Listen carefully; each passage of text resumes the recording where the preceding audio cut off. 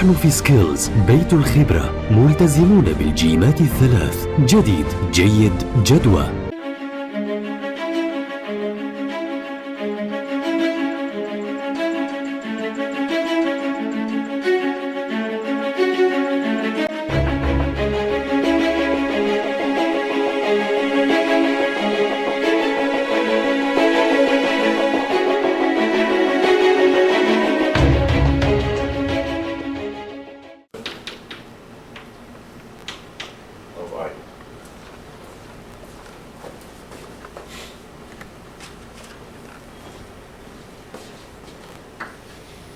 This is the transfer matrix T.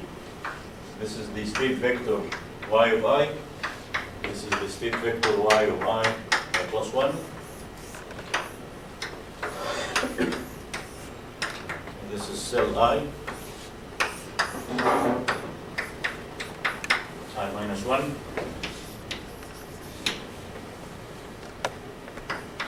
I plus 1. We are relating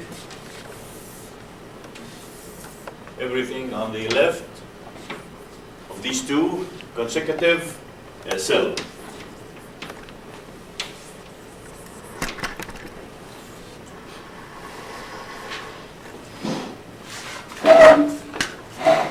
Okay, and then now we set T.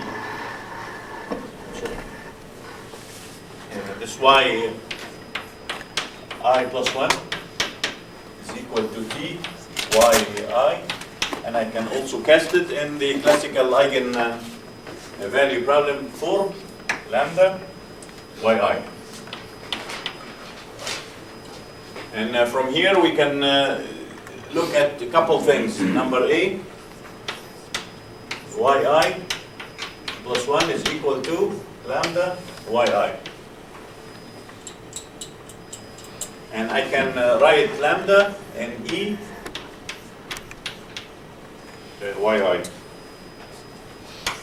This is eigenvalue of T. And the mu, we call it the propagation parameter.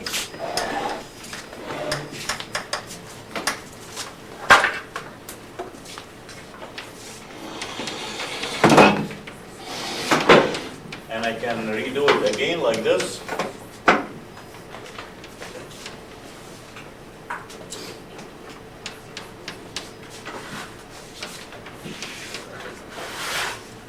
And the alpha will be the attenuation parameter, and the beta is the phase angle parameter.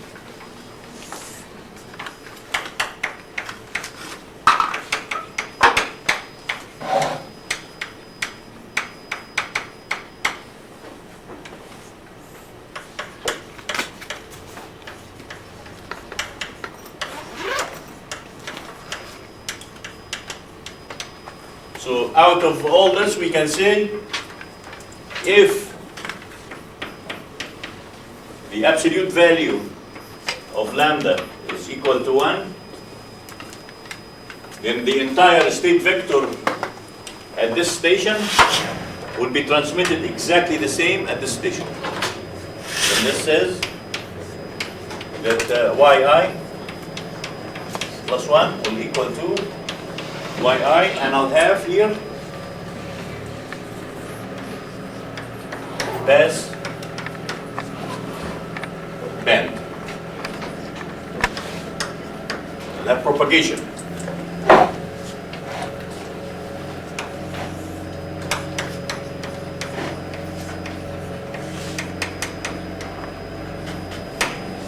And if it's smaller, then we have attenuation.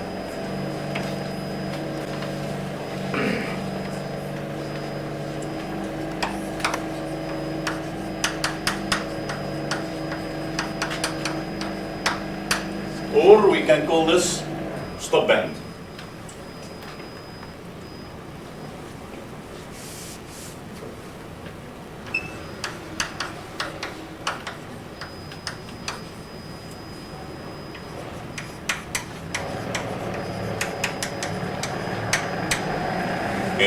can also, parallel to this,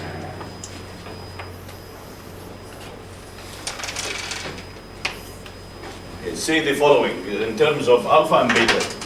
If alpha is equal to 0, then the mu is all imaginary. All imaginary. So e to the I beta is equal to cosine beta, I sine beta, or the absolute value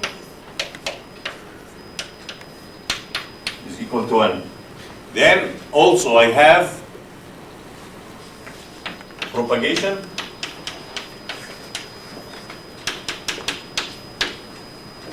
or passband.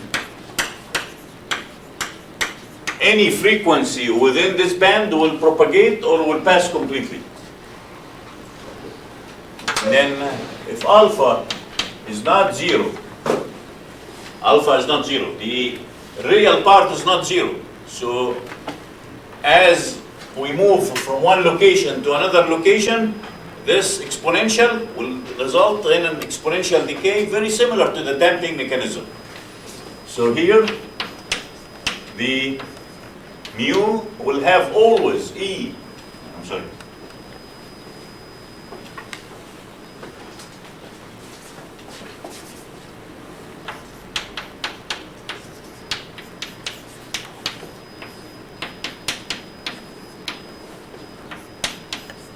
will be E to the alpha times sines and cosines.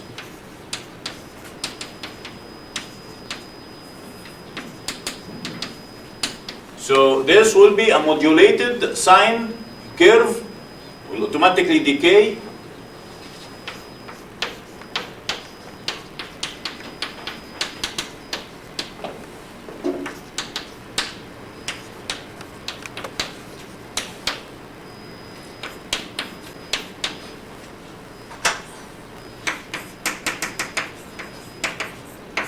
And the characteristic will look as if we have damping in the system. And we'll see why this happens. Okay, so this now will result in attenuation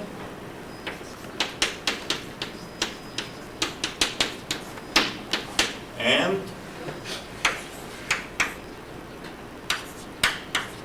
stop band. Frequencies that will result in this characteristic will always stop.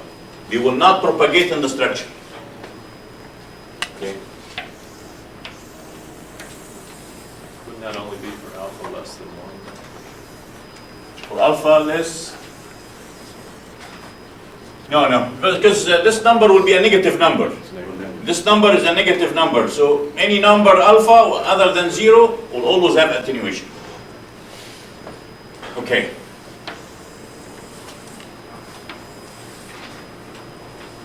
So now, periodic structures, because of the fact that lambda can be either 1 or less than 1, or the alphas will be either 0 or not 0, they have pass bands and stop bands. So they can filter out any propagation of vibration. This will be a mechanical filtering.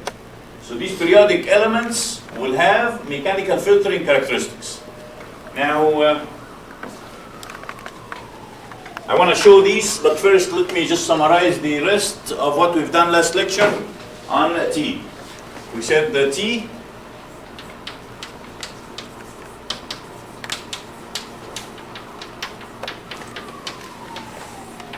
this is a very special class of matrices, and this is called Symplectic Matrix.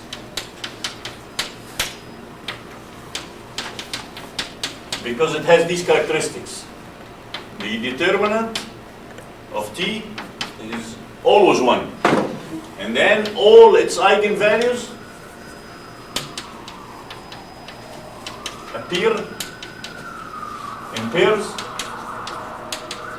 And these pairs are lambda and 1 over lambda. If we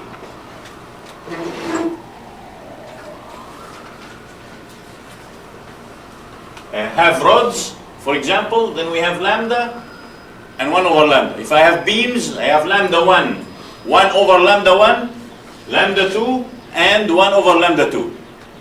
Or in general, for any large structures like plates and shells, I'll have matrix and its inverse. And its inverse. Okay? And maybe, hopefully today, we'll try to show you why these. And you will see it in the case of a rod. These represent waves propagating in the right direction and in the left direction. Okay, so these are the important characteristics. I showed also that if T is equal to T11, T12, T21, T22, then the eigenvalue of this matrix will be lambda squared, of the characteristic equation of this matrix, will be lambda squared minus T11, T22, plus 1 is equal to 0. And for any polynomial, we know that the sum of the roots is this term.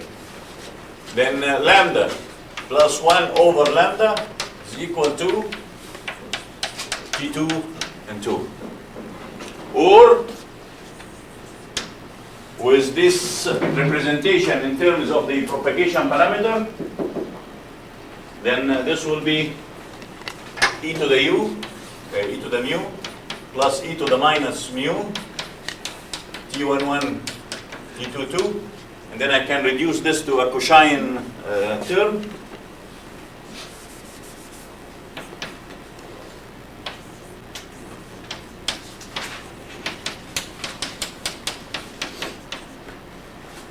Or I can get now the mu is equal to cosine inverse T11, T22 over 2.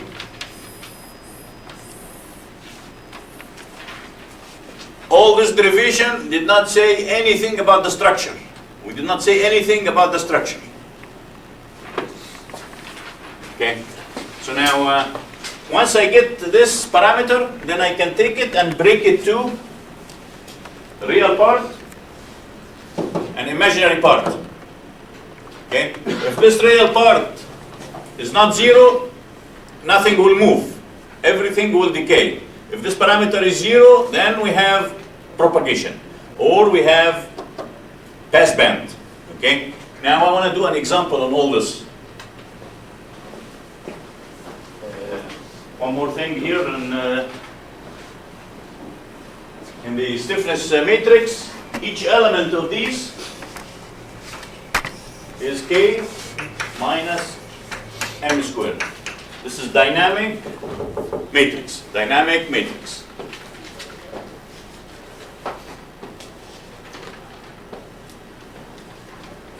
Okay, I don't need this, but we know what we're looking for, the parameters alpha or beta. And I'll show you both of them in one example.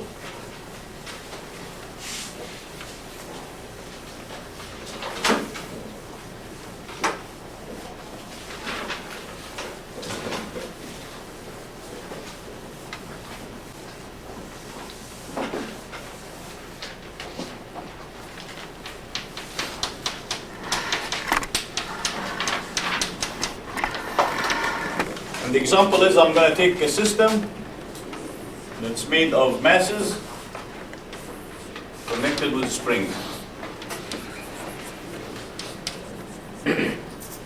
And this is idealization of shaft with steps that are placed periodic along the shaft. So for example, this is a shaft, and then we can have a step here.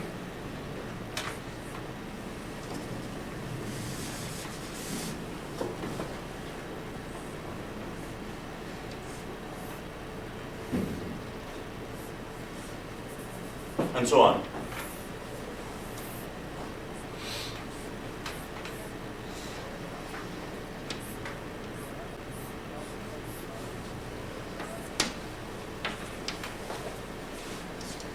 Okay, this system is periodic system because I can take an assembly of a spring and a mass and repeat this all over the structure. Okay, we can do this in several ways. We can do this like this, for example,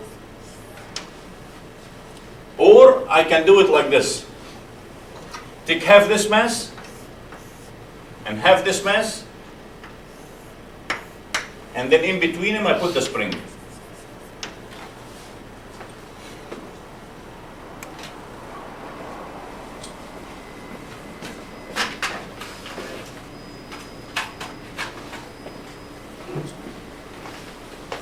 This first part is not symmetric because I have mass here and a spring here.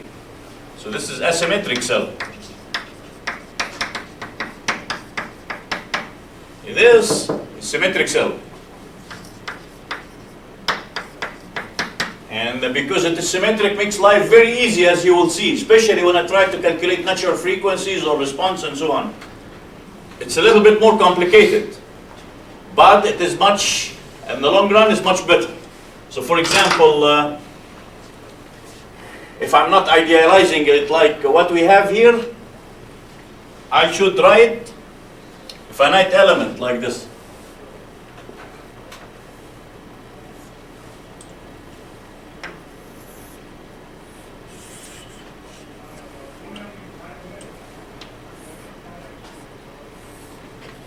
So I have to have three stiffness matrices, three mass matrices, assemble them to get the dynamic stiffness matrix.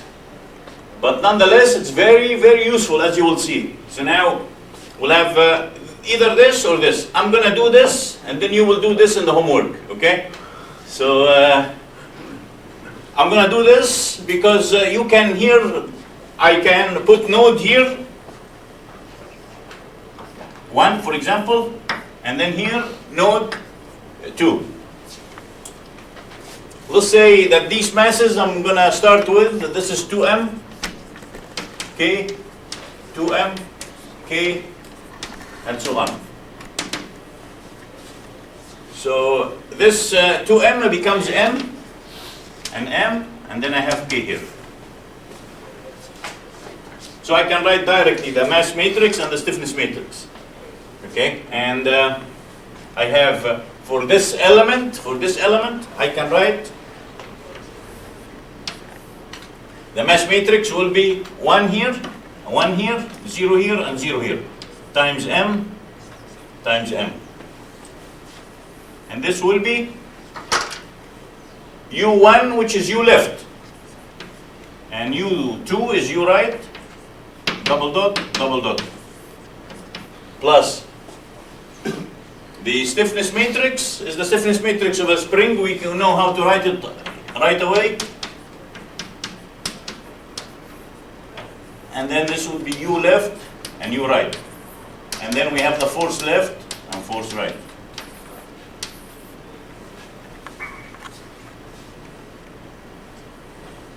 Any other structure, you do what we've done in the past. You just take the structure, write the kinetic energy, potential energy, extract from it the mass and stiffness matrices. Now these are not in this form. I have to put them in this form. I'll say now I have sinusoidal excitation on this system, and I'll augment this with this. Okay, so now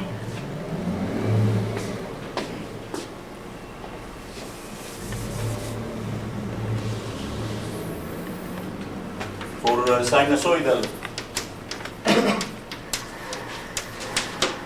motions, then now I have k minus m omega squared minus k minus m omega squared ul ur is equal to fl and fr. Now if we look at this form, it's exactly this form. Now I'm going to take each one of these elements and I call it these names.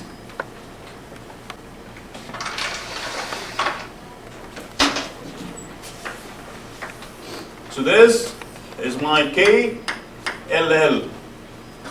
This and this, KLR and KRL. And then this is KRR. Now I take these and reshuffle the system, and instead of displacements in one side, forces on one side, I'm going to reshuffle them. Have forces and deflection on one side, forces and deflection on the other side. Okay? So now we can rewrite. So I'm going to take all this out.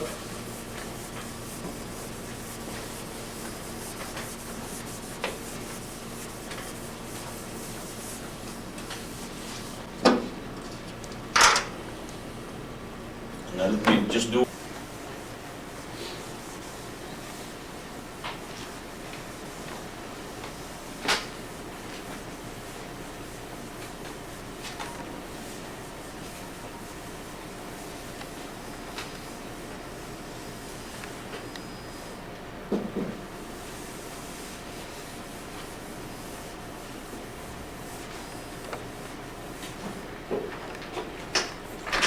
And now we have,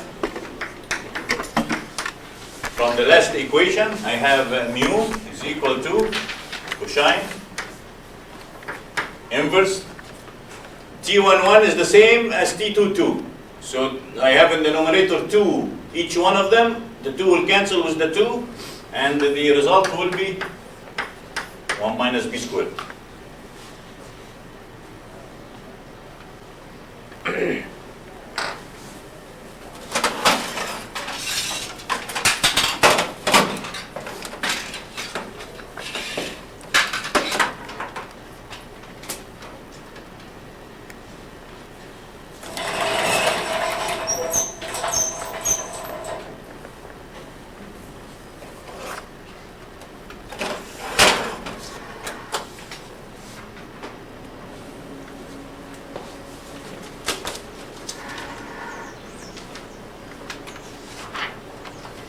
The handout that I gave you last lecture,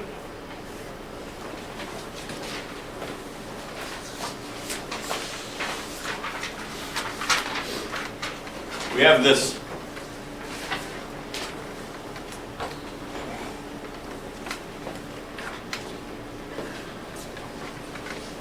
B is a dimensionless frequency. So I'm going to vary the frequency. And I'm going to vary it on steps of 0.1, 100 step.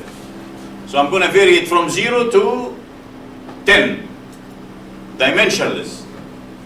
And then I'm going to store it in this array. And then now I go and calculate the mu, which is the arc tangent, the arc cosine of 1 minus b squared. Arc cosine 1 minus b squared. I get the mu, get the real part and imaginary part, and plot them.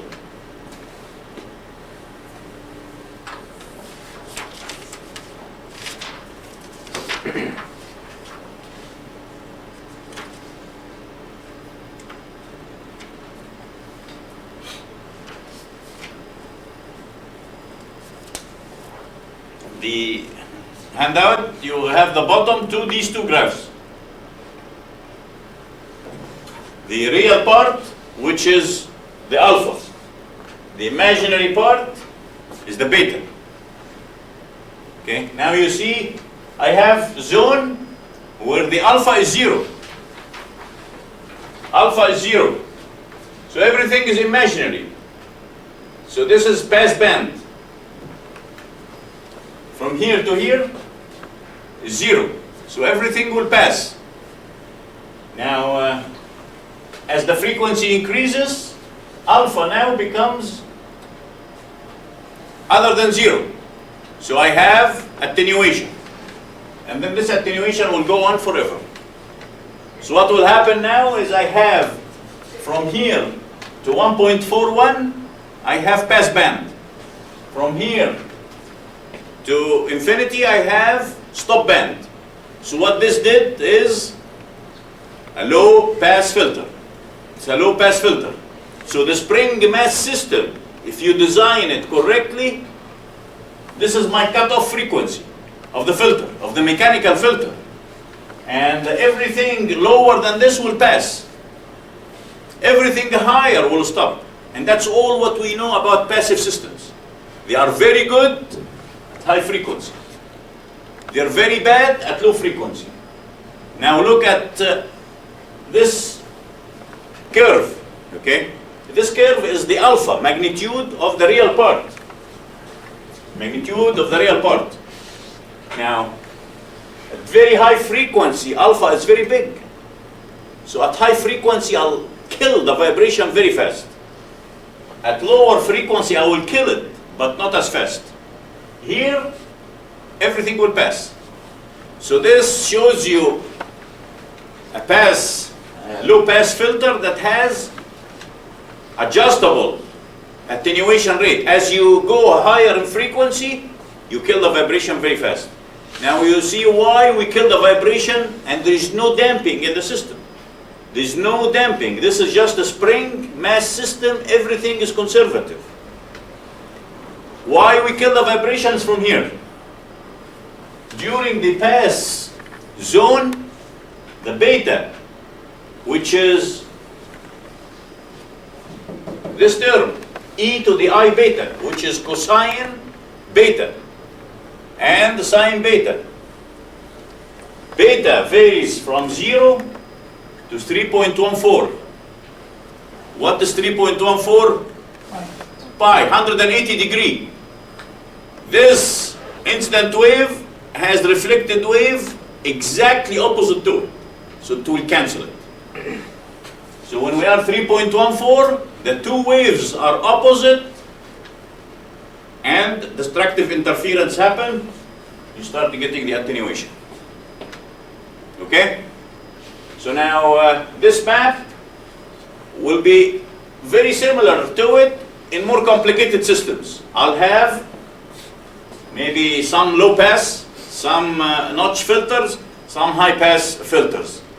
And you can, by proper design, for example, if I come and make this spring, piezoelectric spring, and this spring I leave it regular spring. Now if I can give this piezo spring some control, then I can adjust its stiffness. Once I adjust its stiffness, I can take this cut-off frequency and move it up or move it back, depending on the situation that you have on hand. If you have high excitation frequency, move it here.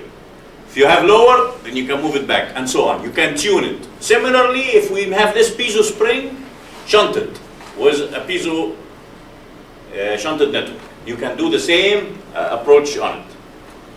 Okay.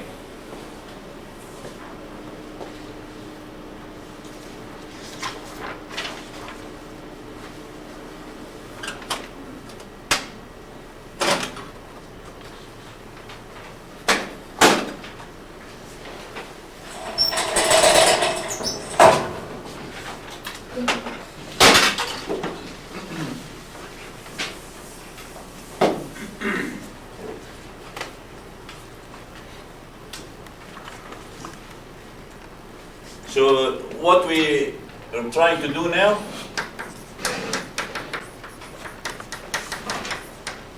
I showed number one, the eigenvalues of T, and from this we can extract the propagation and the attenuation zone or the pass and stop bands.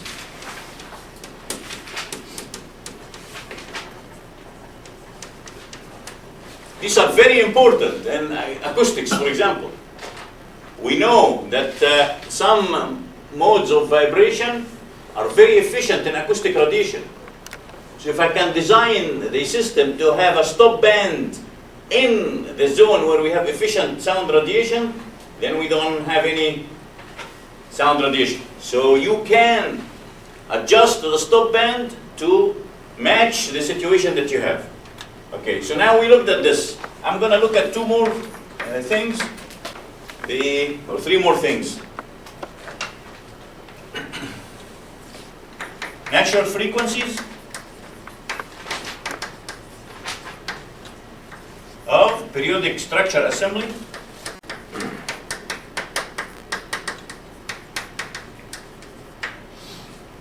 And modes of vibration.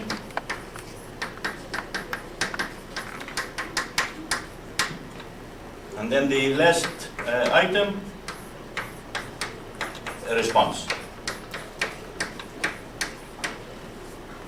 Okay. The first item alone, you can do it with just one T. One T. Once you generate the cell transfer matrix, you're done. Okay. For any of these, I have to look at how is the assembly is assembled. Is it free or free fixed or and so on.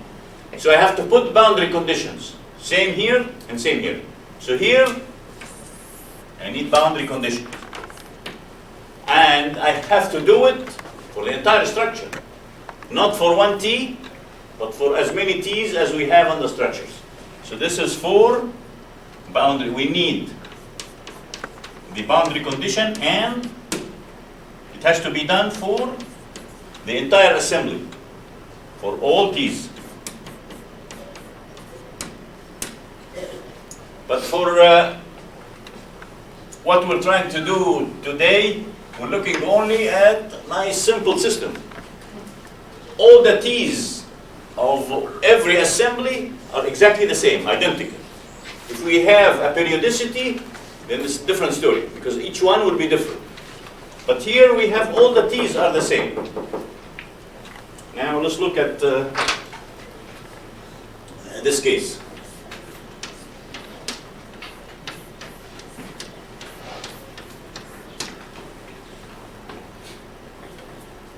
I have here I minus 1, I plus 1, and each one of them has T, and T, and T. So now the state vector y I plus 1 is equal to T y I. I can, from here, do it like this. If I is equal to 0, then we have y1 is equal to T y0. And so on. I can propagate along the periodic structure. I walk along the periodic structure. So y2 will equal to T y1. And y3 will equal to T y2, and so on. So now from here, I can go and replace y1 here. And I can go replace y2 here. And so on. Until I go all the way to yn is equal to T yn minus 1. So now from all this, we can say now that yn will equal to y0, and the result in between will be T to the power n. T to the power n. T to the power n. We are doing finite element. We're doing finite element. This is very simple case. This might be 8 by 8 matrix, might be 12 by 12 matrix. And if you take 12 by 12 matrix and multiply it 100 times, you'll have miserable result. Numerical results will be horrible, okay? So now, efficient calculation of t to the n. The theorem, I can get t to the n like this.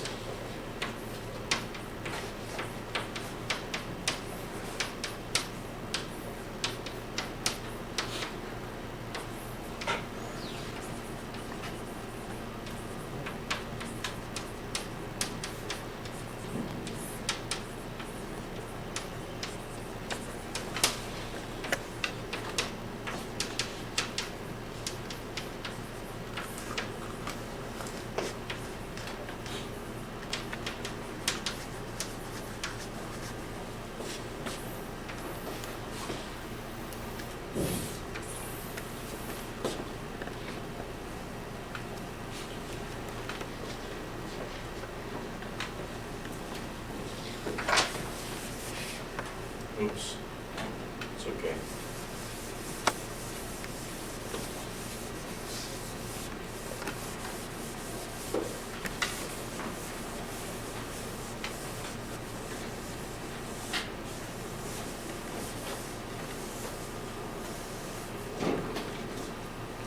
So the proof of this,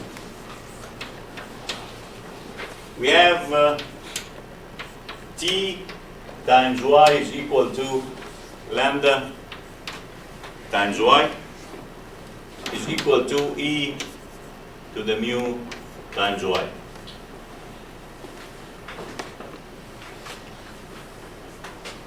So I can say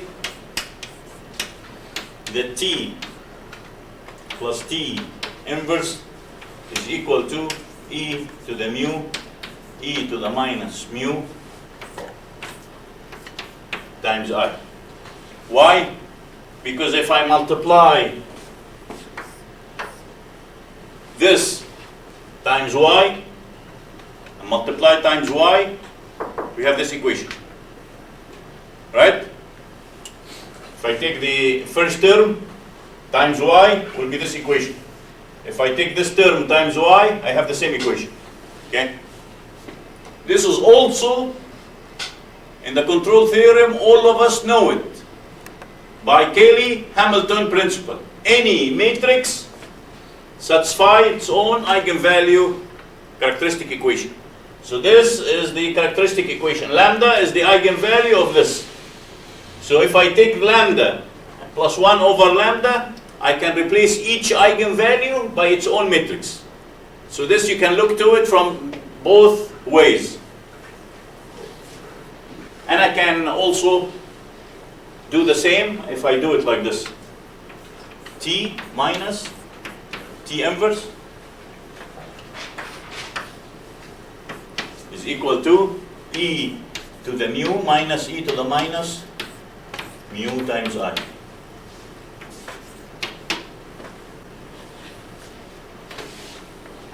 Now this, the top one will be twice cosine mu, and then I have an I. I is outside the cosine, huh? And then here, this would be sine mu and I. Now I'm going to take these two parentheses and put them here, multiplying times these A's and B's. Then A, which is cosine n mu divided by 2 cosine mu times this term. This term is right here, which is 2 cosine mu and I.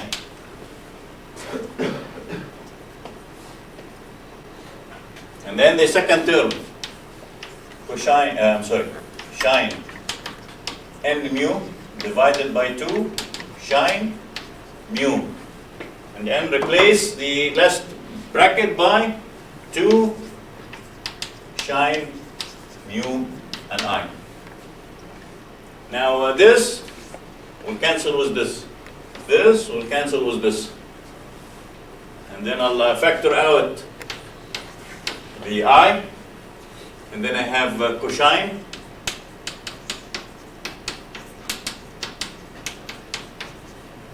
and the mu. Now I'll expand these by exponential. So this will be 1/2 exponential mu n exponential minus mu n. So this is the cosine. And then the sine e to the mu n minus e to the minus mu n and I. Now this term will drop with this term. We have 2 of these divided by 2, so this will equal to just one of them. Now let's look here. If I take the y out and multiply times n, so this would be t to the n. Okay, so now all what we need is 1t and its inverse. And we multiply with the parameters a and b, which have how many cells we have in the system.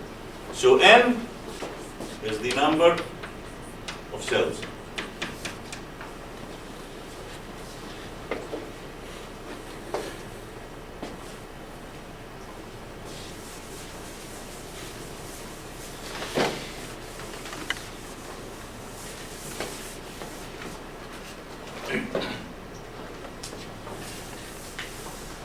Okay, we'll try hopefully to get to number 2 and 3 today.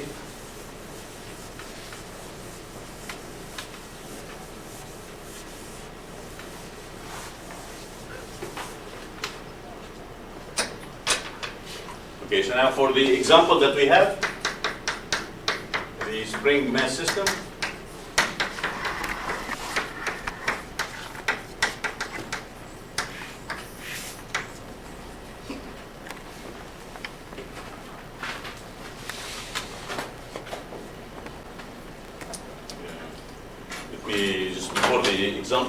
For the example,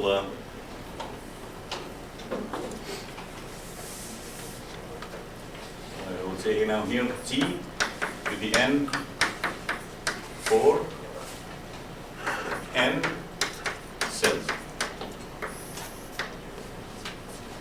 as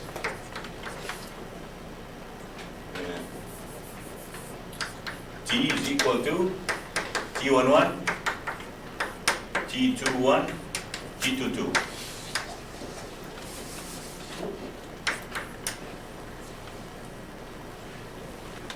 This is the T, I get the T inverse. And then apply this equation.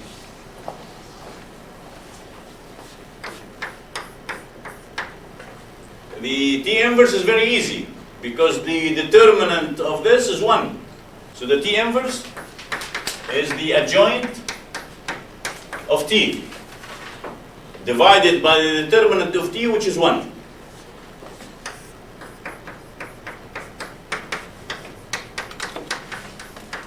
The adjoint of t is equal to, this will go here, this will come here, and then these will reverse with the signs and then take the transpose. So we'll have here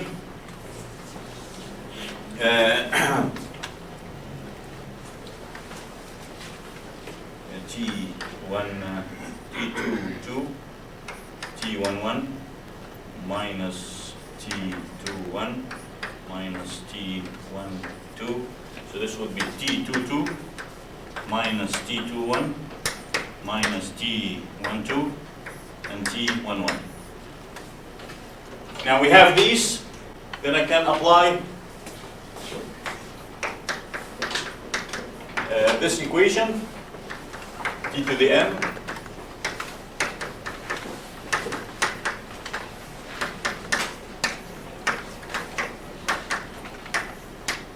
then you'll see t to the n will equal to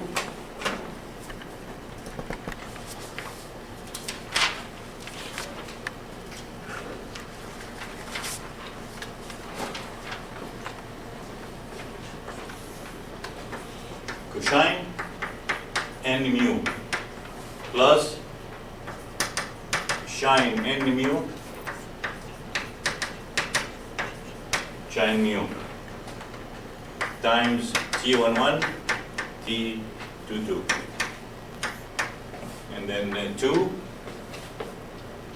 sine n mu over 2 sine mu T12.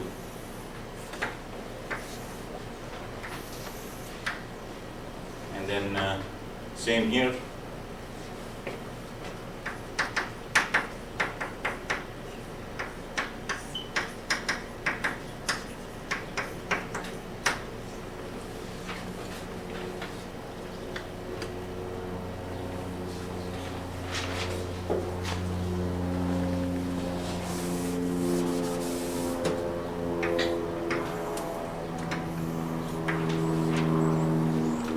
Then I have exactly the same like what we have here, except this is minus here.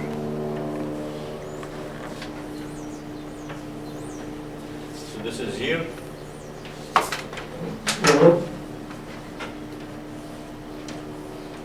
And this is here.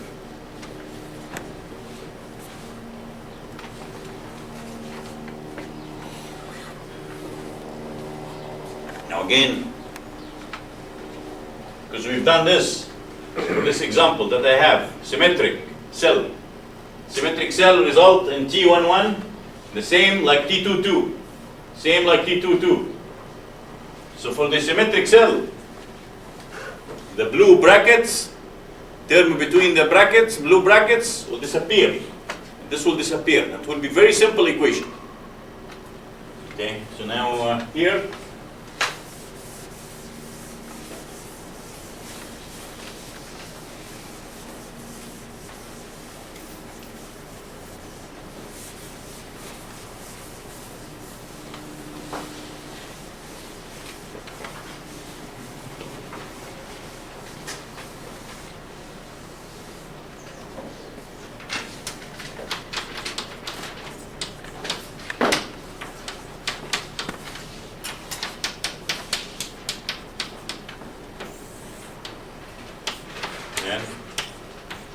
T to the n is equal to, very simple equation now, cosine n mu, cosine n mu, and then I have sine n mu over sine mu, T12, T21,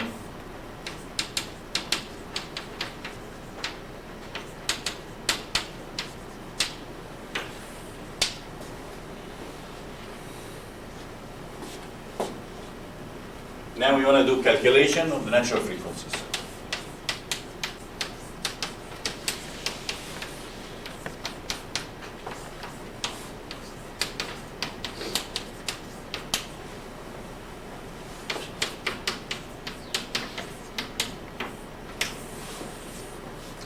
Natural frequencies of any system, the system have to have boundary condition. So for example, if I have something like this, and the example that I will give you has 4 masses. This mass is anchored. The mass here is anchored.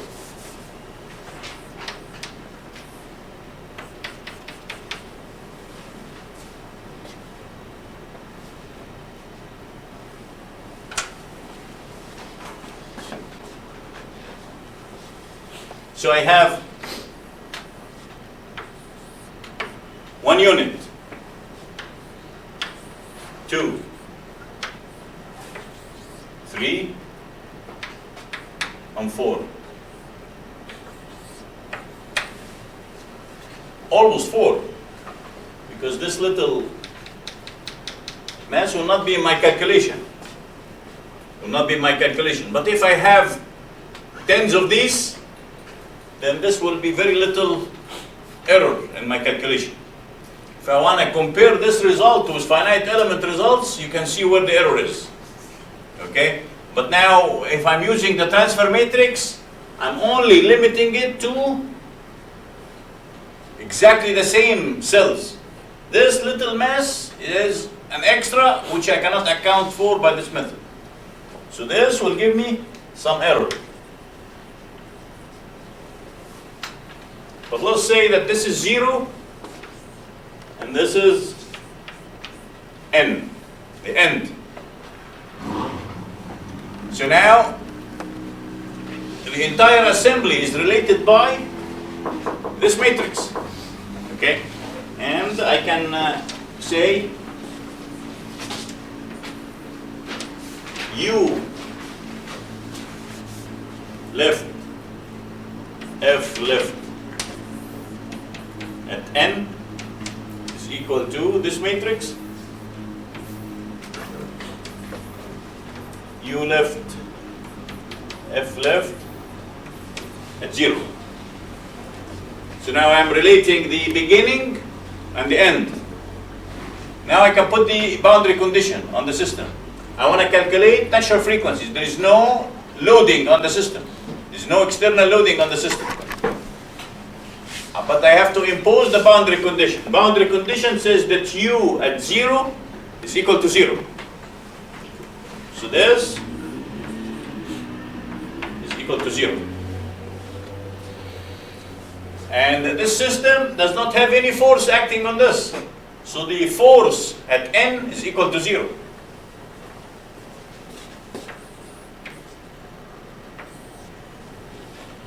Force at n is equal to 0. Now, I have to satisfy the boundary conditions. So this says, just look at the second line. To satisfy the boundary condition,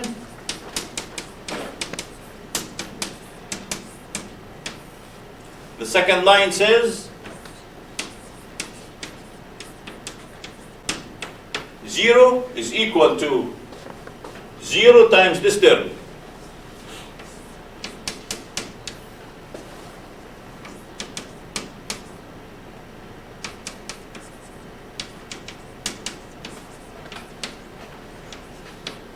Plus this term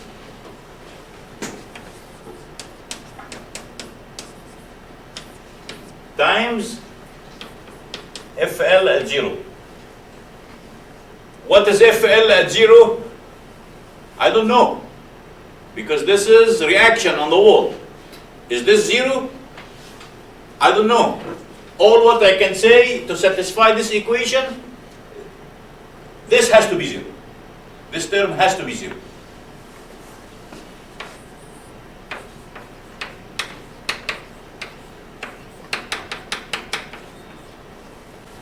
This has to be 0.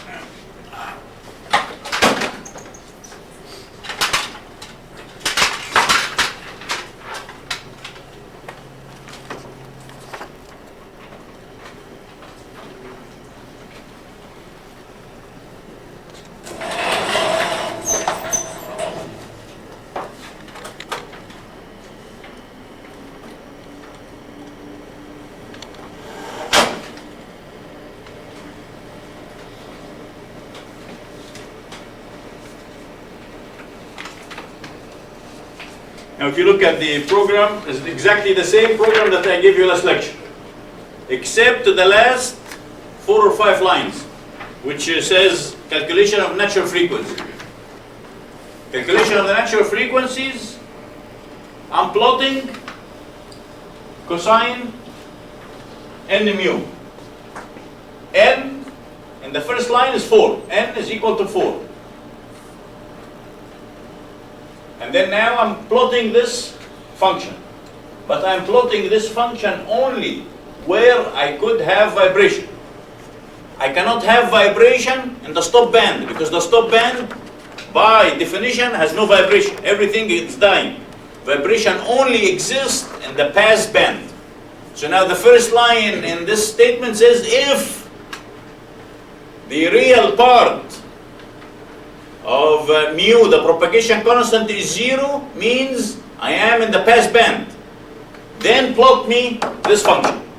Plot me this function.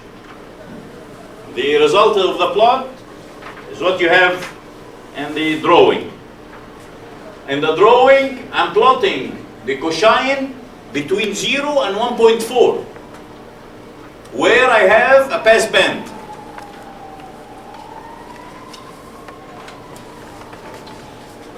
The plot looks like this.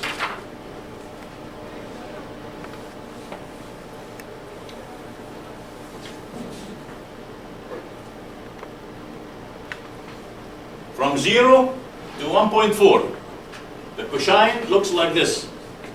It is 0 at 4 points. Why 4 points? I have 4 masses. I have 4 natural frequencies. If I have 100 of these, I'll have 100 intersections with the 0. I have 100 intersections with the 0. So these points will define first natural frequency, second, third, and fourth. The numbers that we have for the natural frequencies, I'm going to give them to you so I don't have to carry them with me, are here. The number of the natural frequencies are given here.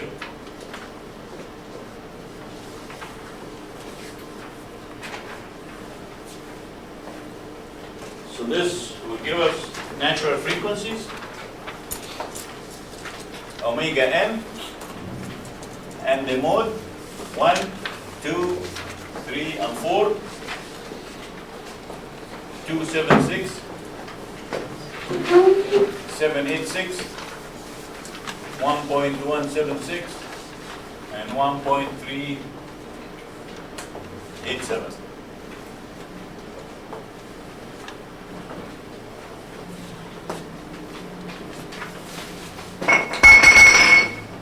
Next time I'm going to show you how these numbers look with finite element. How they look with the finite element. Because we can write finite element for this system. Okay? But if you look at t to the power n,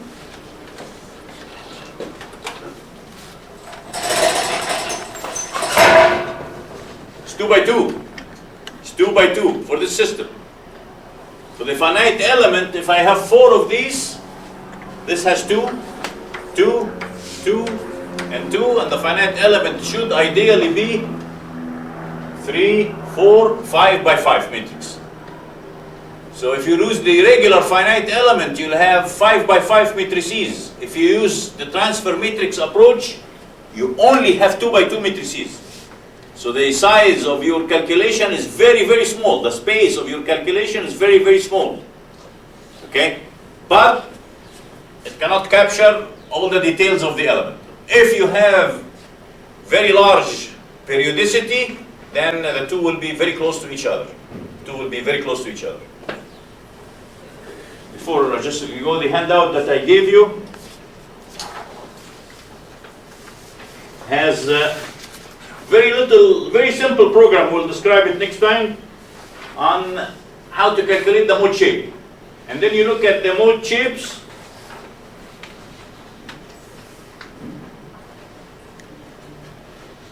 Calculations of the mode shapes is very simple.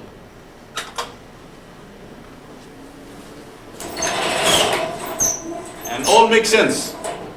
The first mode, this is the 0 and everything the four masses are moving in the same direction.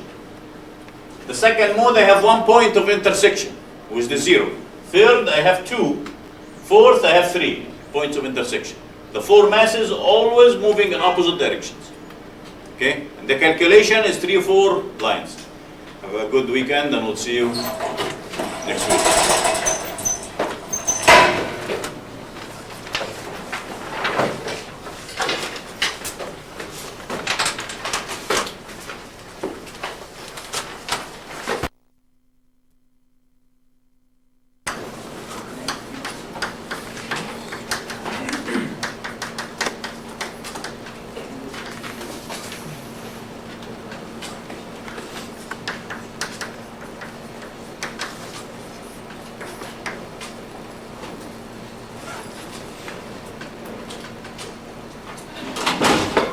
Okay, what we done last lecture was looking at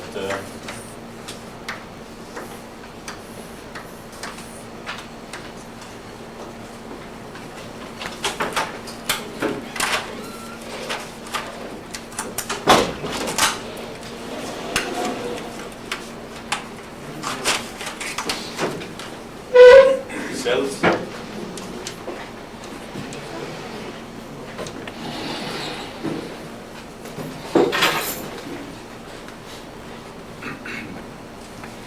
Looking at left end and the left end of each one of these. We have vector here U and F. And we have a vector here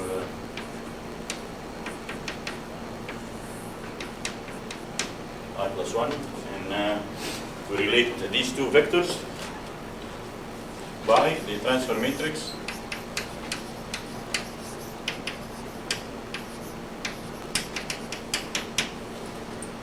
T. So we have here U I plus 1 is equal to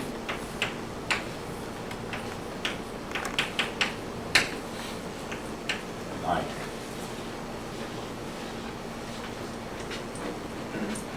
And this is the cell I, cell I plus 1. We have the wave is propagating from this side to this side.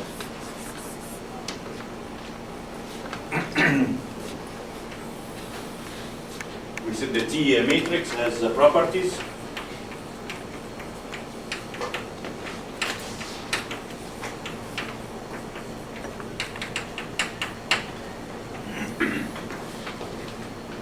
And it is called again a symplectic matrix.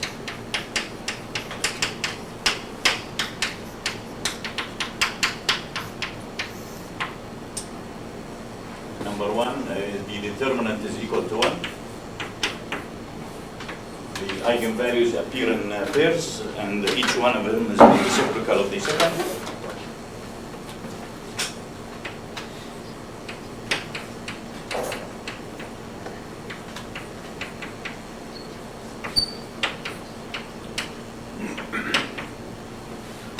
Lambda and 1 over lambda. Number 3.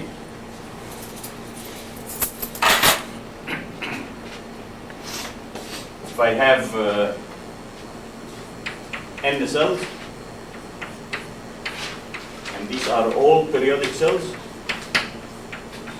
exactly the same, then I can calculate t to the power n is equal to a t plus t inverse, b t minus t inverse, where the a cosine mu n over twice cosine mu, and the b cosine mu n cosine mu, and also mu as is the wave propagation parameter.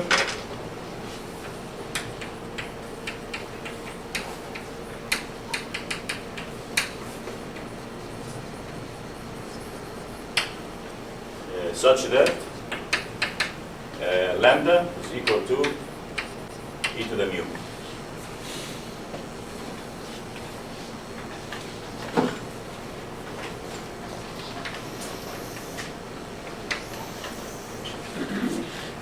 Okay, and then we did also say that I can expand this to e to the alpha plus I beta, and we have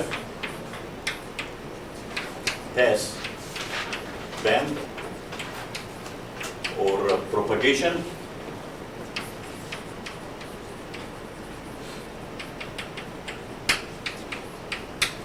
if alpha is equal to 0 and stop band or attenuation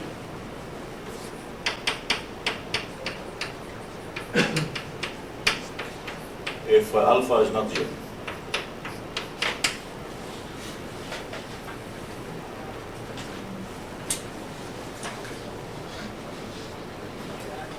So last 2 lectures ago we looked at the example of a spring mesh system, and we've seen the pass and stop band characteristic or the filtering characteristic of the periodic systems. So the example that we did, we had the spring mesh system and so on. We looked at symmetric unit cell.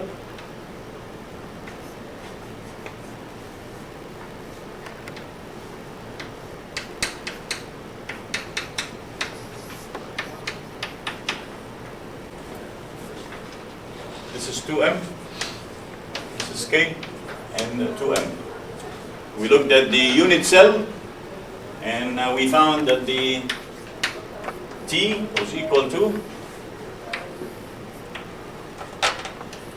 1 minus b squared, 1 minus t squared, and we have some numbers here and some numbers here, where the b is equal to dimensionless frequency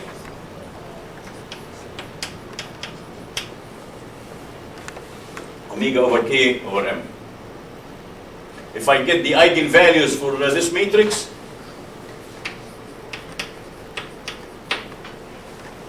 first the characteristic equation, I'm sorry.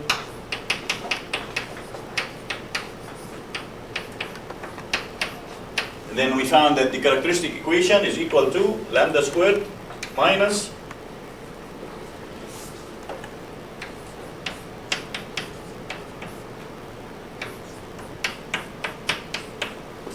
and from here we solve for lambda.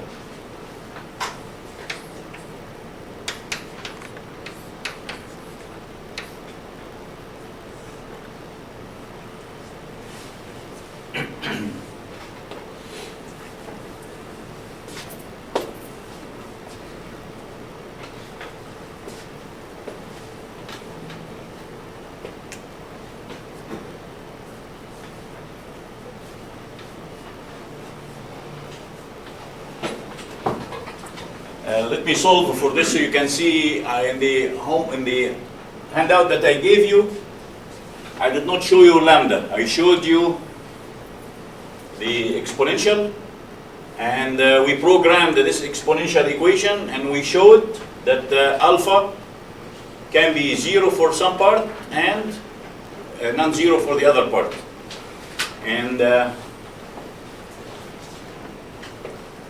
let me just show you what I did before, and then mathematically we can prove what we've shown.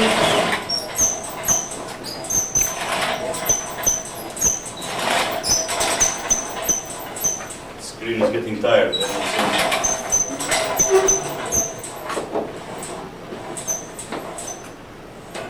Here we go.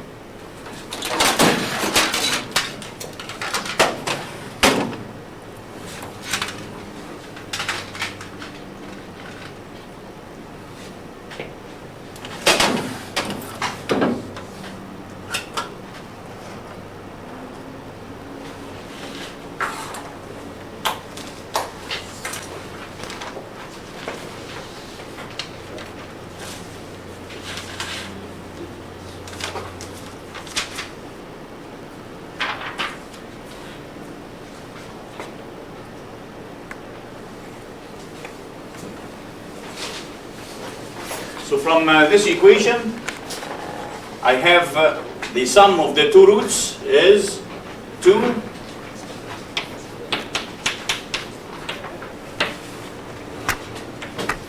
1 minus beta squared. And the sum of the two roots, if I put them in the exponential form, this will be e to the mu plus e to the minus mu is equal to 2, 1 minus b squared. Or if I take this 2 and put it here, then this becomes cosine mu. And we can extract the value of mu from here, which is cosine minus 1, 1 minus b squared. And then now we can look at the real part and imaginary part of the mu from here. So I have this starting equation, and I can get the real and imaginary, and I just plot them. Okay, blindly. So what we get is the characteristic that you have.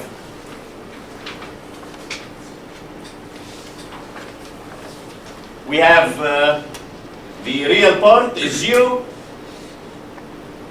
So we have propagation or passband. And then the real part becomes non-zero, and the phase angle becomes 180 degree, and we have reflection and the incident wave are opposite to each other, so we get this attenuation. Okay? I'll do the same by solving for lambda. Okay? So for example here, for solution of the characteristic equation,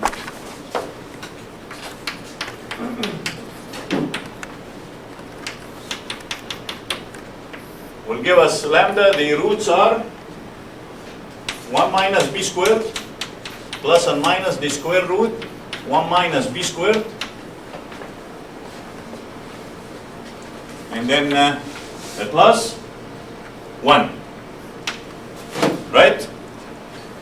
So now here this will equal to 1 minus b squared plus and minus the square root of 2 minus b squared.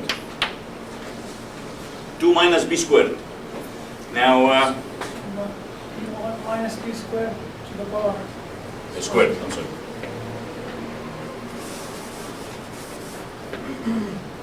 Okay, so now here, 1 minus b squared plus 1. Now, this term, b is frequency, so this is real, the term. Okay? The only possible part which become unreal is this. It will become, I'm sorry, where this was minus.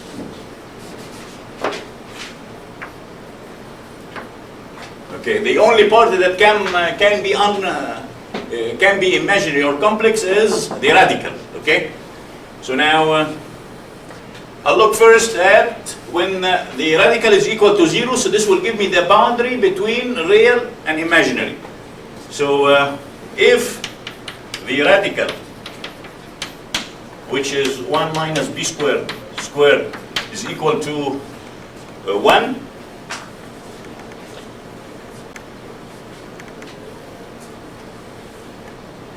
okay,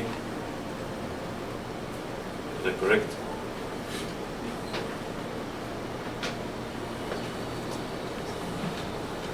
Okay, so now, or this now will be 1 minus b squared will equal to plus and minus 1.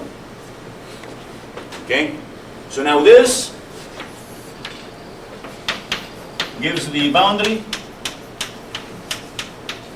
between real and imaginary lambda. Okay, now one of them is trivial. Okay, so if 1 minus b squared is equal to 1, then b is equal to 0. The other boundary, 1 minus b squared is equal to minus 1. So this will give b is equal to square root of 2, 1.414. And now you will see that this and this are boundaries of the stop and pass band on the system. Here they are. This is the 0, and then this point is the square root of 2, which is 1.414. Okay?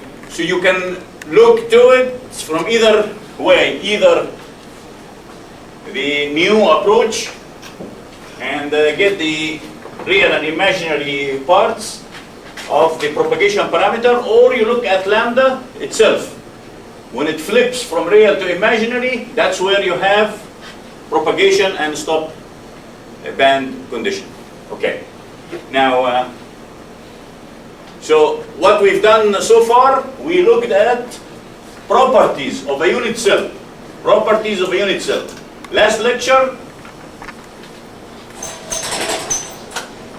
I start looking now at assembly of cells. An assembly of cells have certain transfer function. We will use this to do a couple things. Get the natural frequency, get the mode shape, and get the frequency response.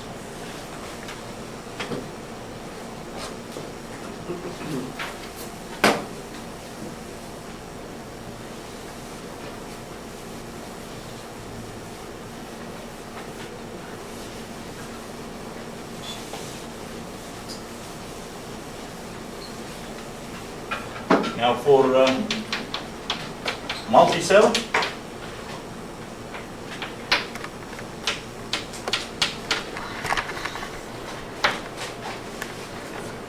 I'm gonna do, I've done the frequency, natural frequencies last lecture. So now I'm gonna do two things today. The mode shape,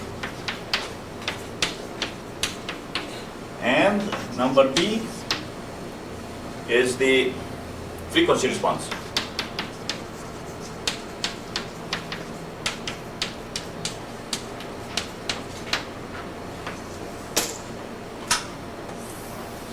Again, these were based using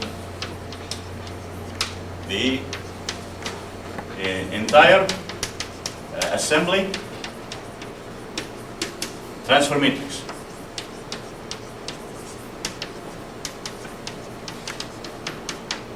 T to the n. Again, when I have assembly like this, I have here 0, and then I have here n the cell. So what we've done is now, for the assembly,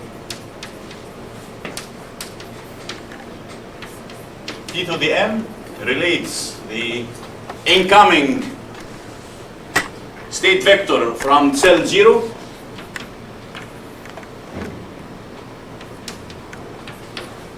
and how it propagates to cell n.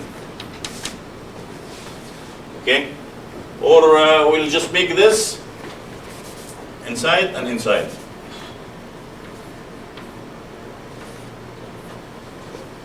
And I expanded this to T11N, T12N, T21N, T22N, U0 and F0. And I'm going to do these for the case for fixed free assembly.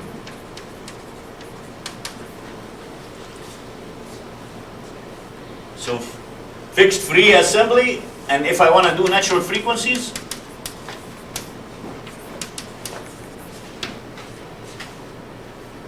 then the boundary conditions that we have is the following. U0 is equal to 0. Natural frequencies means there is no external excitation on the system. So the force at the end is equal to 0. And this says now that UN and 0 is equal to T11n, T22n. This n is not exponent. This is just superscript. This is not exponent. This is exponent. The transfer matrix of each cell to the power n. Now whatever this number comes to be, this matrix comes to be, I'm just writing it in this form. This is superscript, not exponent. So now this T21, T22n, and then here we have 0 and F0. In this situation, I don't know the reaction on the wall, and I don't know the motion of the free end. But I am imposing boundary condition at the fixed displacement, and at the free end there is no force. So to satisfy this equation, if I look at the second line says 0 is equal to T22n F0.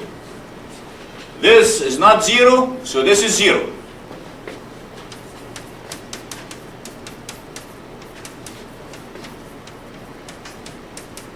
And we used this condition to extract the natural frequency of the system.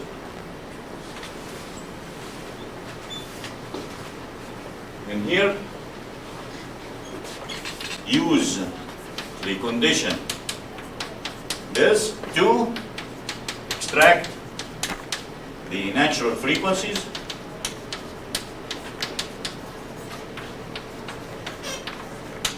of the system. Okay, and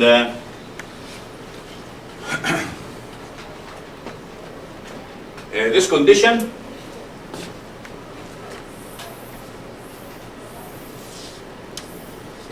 applies only in the pass band, because in the pass band only I have vibration. In the stop band there is no vibration.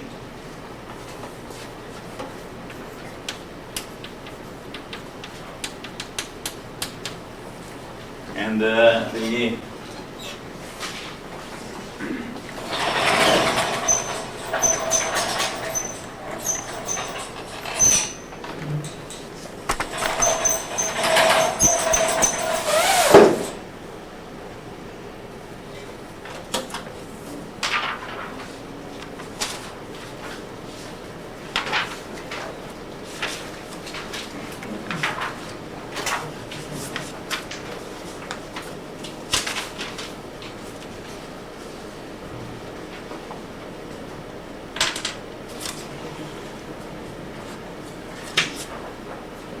and then in the handout that I gave you last lecture was like this.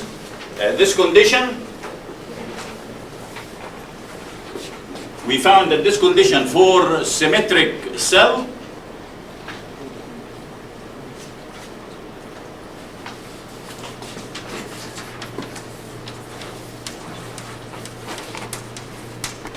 spring mass cell, this T22 is equal to cosine mu.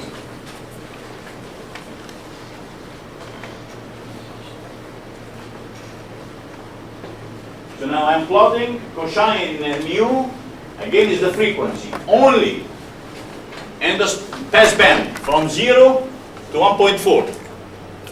And when this condition T22 to n is equal to 0, at these points, that's where the natural frequencies of the system.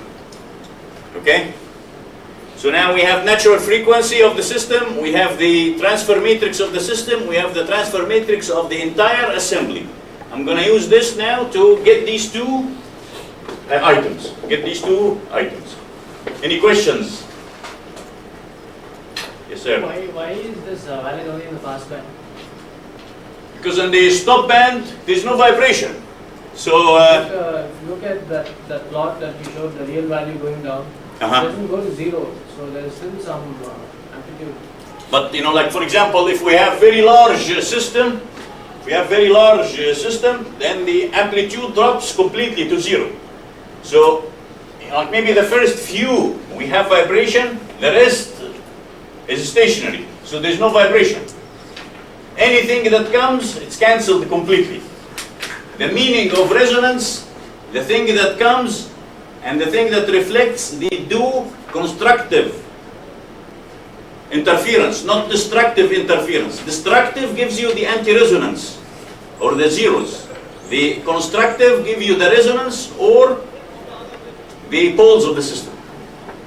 Okay, now we will use this very simple equation now to extract these two things.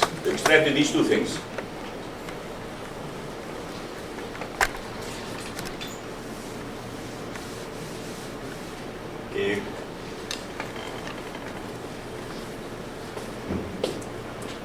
We don't need all this.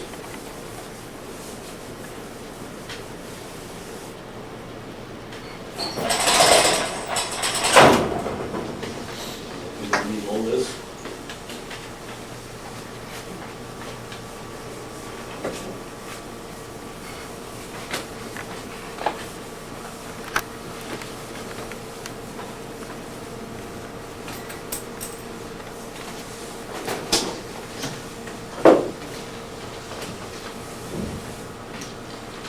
Now for the mode shape.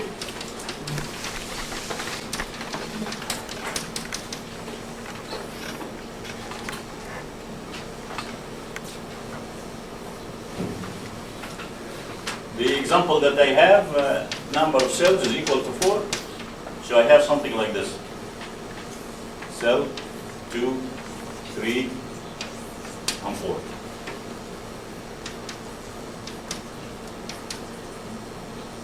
And then this end is fixed.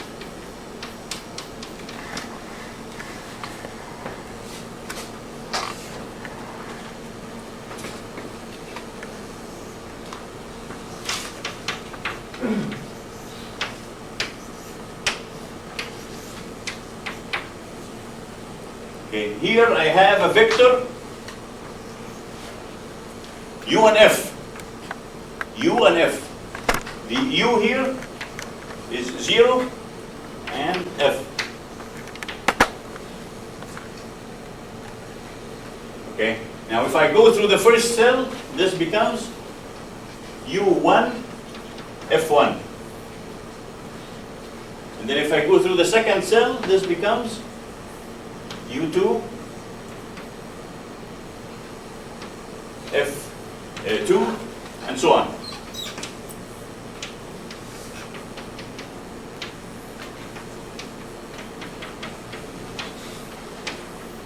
Now I want to get the mode shape. So the state vector that I have, the magnitude of it is not important. The absolute value is the important thing. So the relative magnitude or scaled magnitude is the important parameter, is used to extract the mode shape.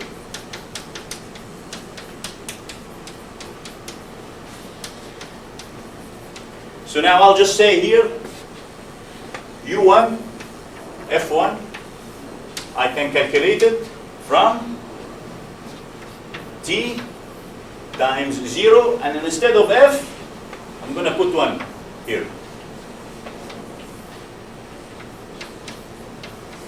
This is known for a given frequency.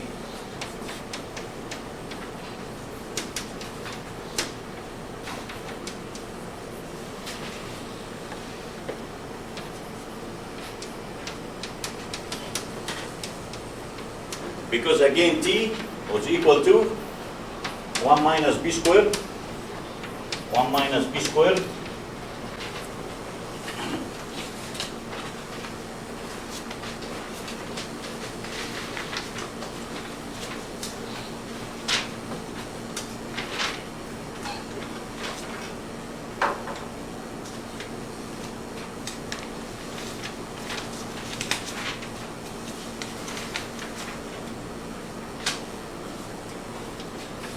minus 1, and then b squared, 2 minus b squared. And again, the b is equal to omega k over m. So for a given system, for this system, k and m is known, and I know the natural frequency from satisfying this condition. So the b is known for a given frequency. The b is known, everything here in t is known. So now t is known, the input here is 0 and 1 times t, then I get the state vector at this station. And I repeat this. Now, after one step, I can extract u1. Okay? u1 will not be 0, because u1 is, I'm going to multiply here times 0 and 1. So I'll have this number, minus 1, okay, in this location. And then now we have f1 also, because f1 will equal to 1 minus b squared. So u1 will equal to minus 1, 1 minus b squared. Now we have this number. I go in the second cell. The input is u1 and f1, the output is u2 and f2, and so on. And every step I move, I extract the displacement. Extract the displacement. Only the displacement. So now at this frequency, I have the displacement in every station on the cell, on the assembly. This is my mode shape at this frequency. So now the handout that I gave you at the end of last lecture,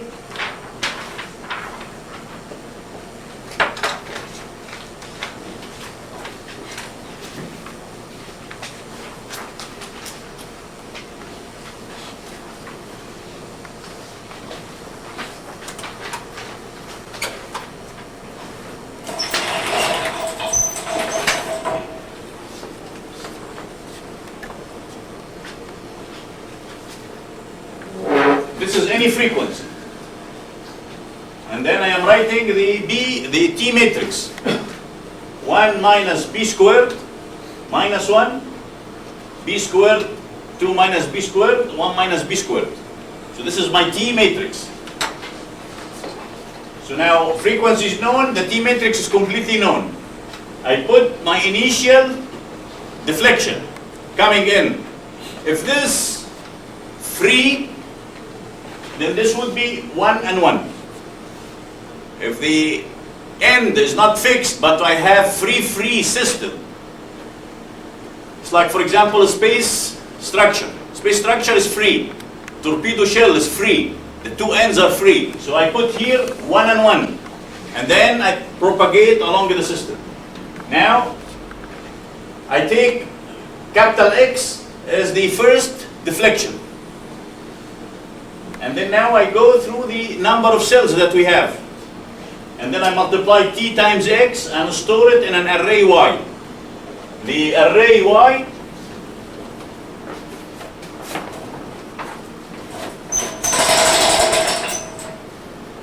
is this vector. And I'll take only the first term from this array Y. This is the vector. Take only the first entry of this array and put it in X I plus 1, because I already have 1 at the end. Now the second step is I plus 1. So that's the deflection at the end of the first cell. And then now, whatever I calculate, put it as initial vector. And then repeat this loop. And then now all what I have to plot is plot this vector that has all the u's only. And the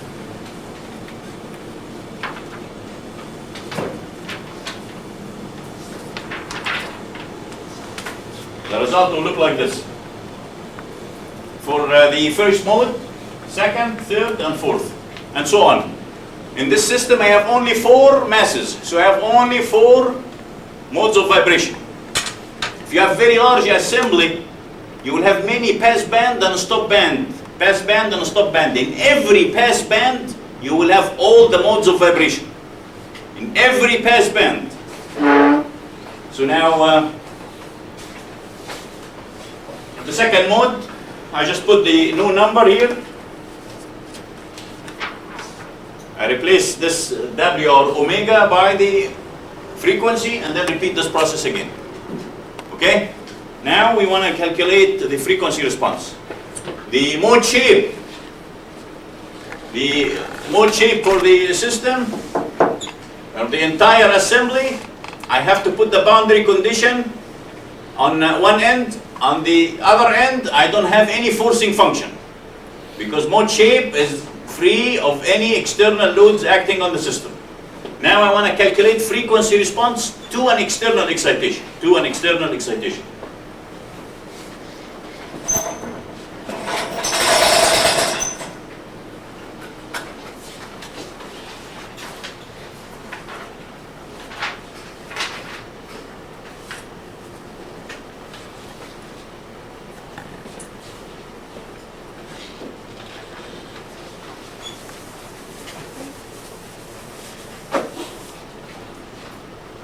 Now here frequency response.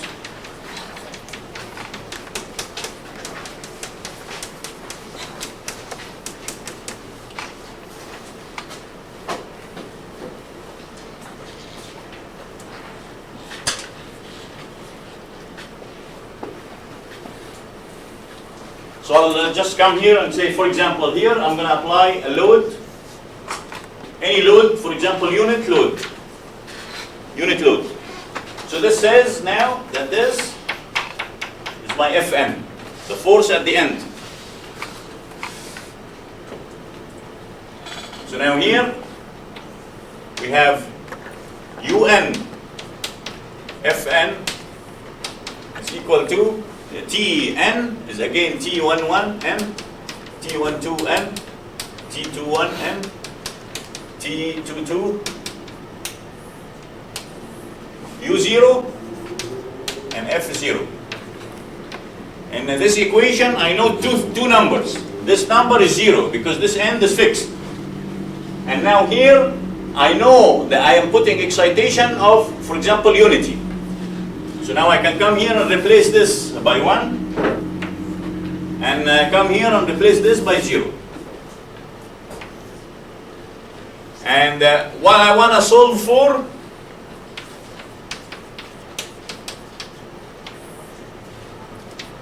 find all Ui's. Find how this mass moves, how this mass and this mass move. So I want to get at any excitation frequency the spatial distribution of the deflection along the system. So here, find the spatial distribution of deflection along the structure.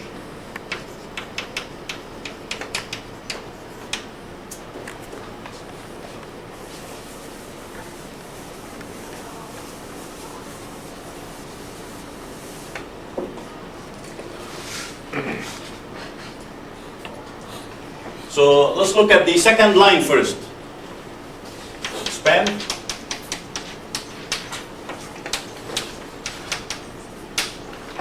So the second line will give me 1 is equal to 0 plus T22 M F0. Then from here I can extract the reaction on the wall.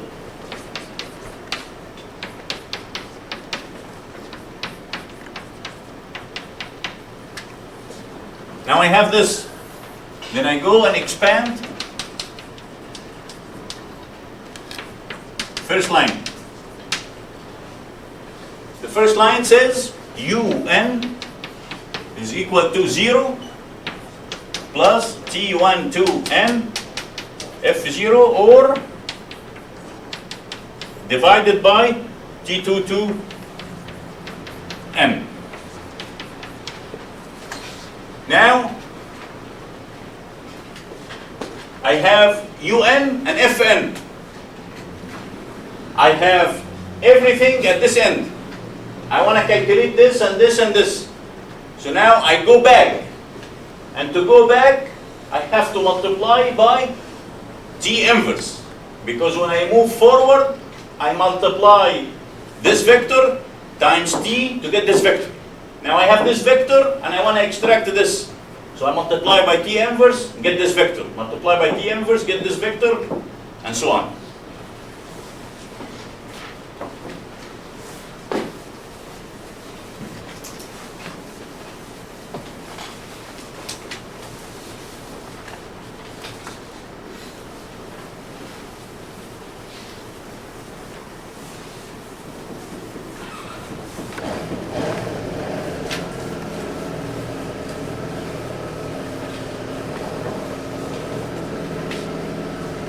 Okay, so now we have this, and I have T, and I want to extract n minus 1. So now, this will say that UN minus 1, Fn minus 1 is equal to T inverse, UN, and Fn. Then from here, I calculate UN minus 1. Then, and also Fn minus 1. Okay, and then we want to go one more step, n minus 2. Fn minus 2. UN minus 1. UN minus, sorry. Yeah, it's correct. Okay, so now from here I can extract this vector, or I'm interested only in the deflection, UN minus 2. We keep moving back until we hit the support at the end. The result will look like this, for example, for one mode, for first mode.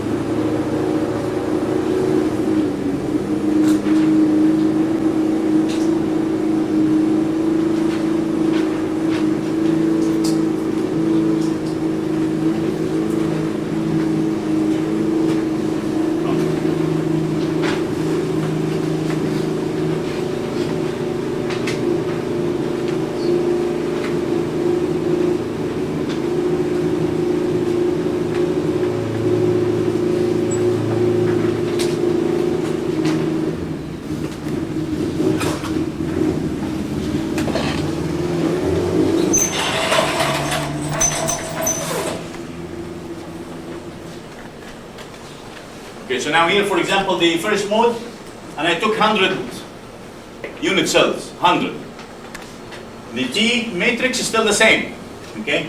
Now from here, I want to calculate Tn, because Tn, I'm going to use it to extract the forces, extract the last deflection. So now I have T, I get the T inverse. From the equation that we did, I can use the sum of the elements of T over 2 to calculate mu. And then now, I can calculate the two constants, A and B, cosine n mu over twice B, and then now calculate T to the power n from the theorem that we proved last lecture. Okay, now I have this. Then I go and calculate the transfer function, which is the relationship between how much excitation I have to how much deflection I get. The input force and the output displacement, which is right here.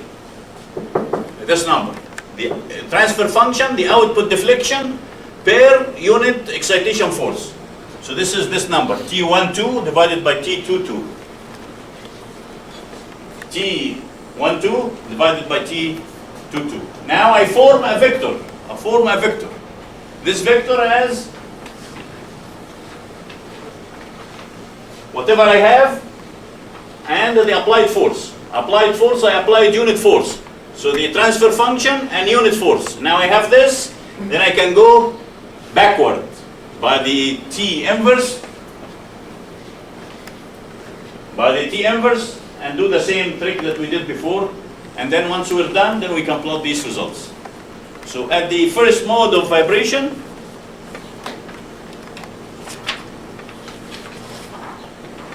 this is the response. Okay, so the spring mass system, all of them move.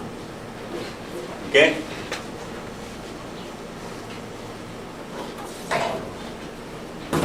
So this moves out, this moves in an opposite direction, this moves back, and then this moves in the opposite direction. Sinusoidal motion, all this at this frequency, This is spatial distribution of the motion at this frequency. Every mass here moves at this frequency. And the amplitude looks like this. Okay? And then you can repeat this for any other of the 4 frequencies that we have. You just vary the frequency. This varies the T, varies the mu, varies the T sub n, and so on.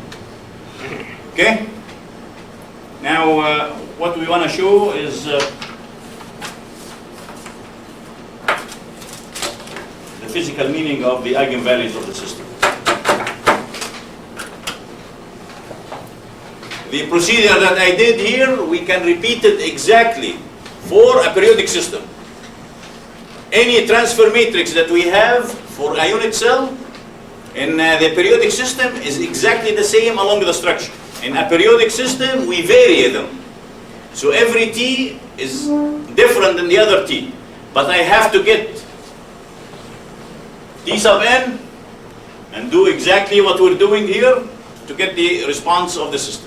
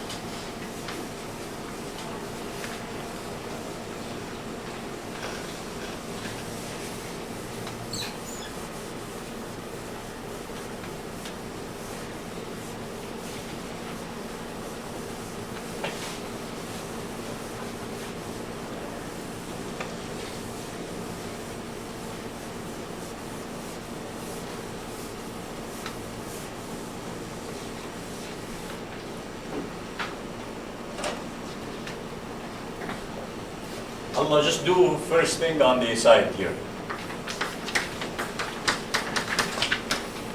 And this is vibration of rods.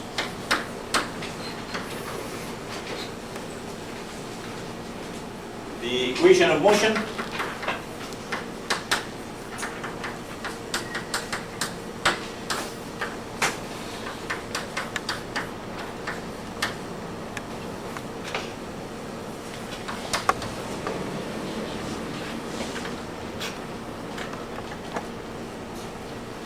course, this was EA, this is m omega squared, and I divide here, and I have a number which is the wave number, right?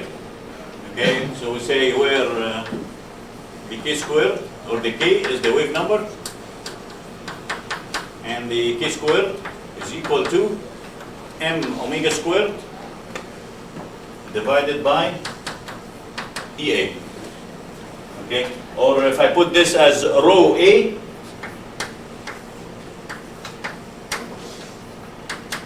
and this will be omega over sound speed squared. Okay, so this is my wave number.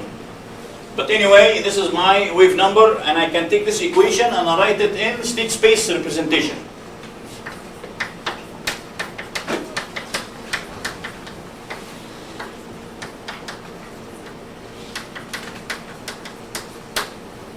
state space, we're used to it in time domain, but the equation here looks like second order spring mass system in the time domain, except the independent variable instead of time, it is displacement.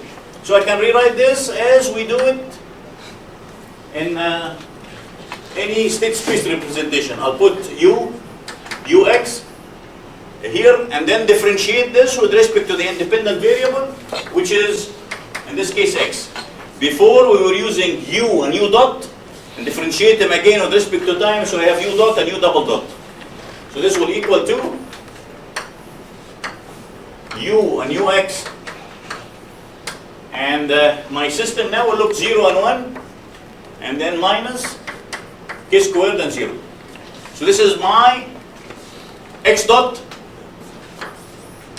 that we're used to in state space, and this is the a, and this is the x. Okay?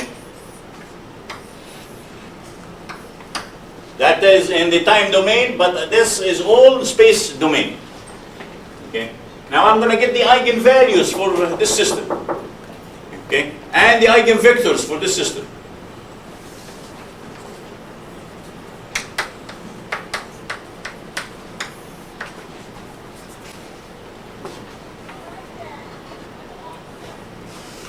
So the eigenvalues will be lambda minus 1, k squared, and lambda. The determinant of this is equal to 0. So this says lambda squared plus k squared is equal to 0, or lambda is equal to plus or minus kj or ki. Now the eigenvectors.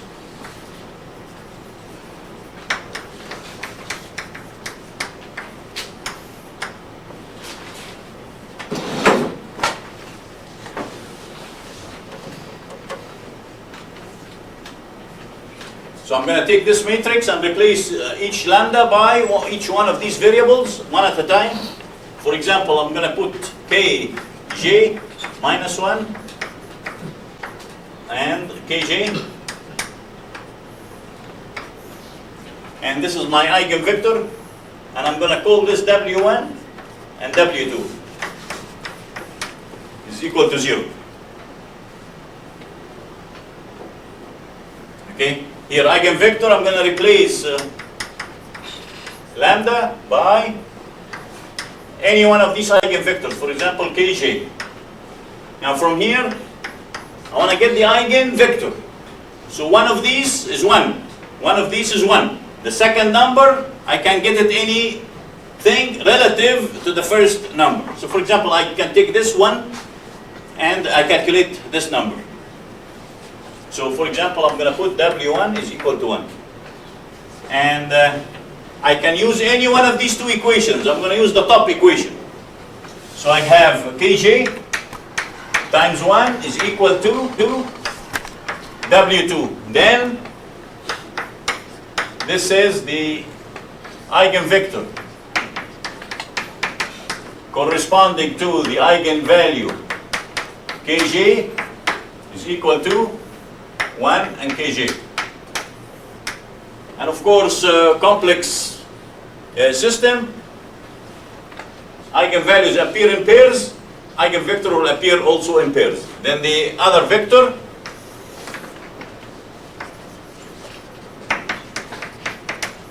at lambda is equal to minus kj will equal to 1 minus kj. Now I'm going to form the eigenvector matrix.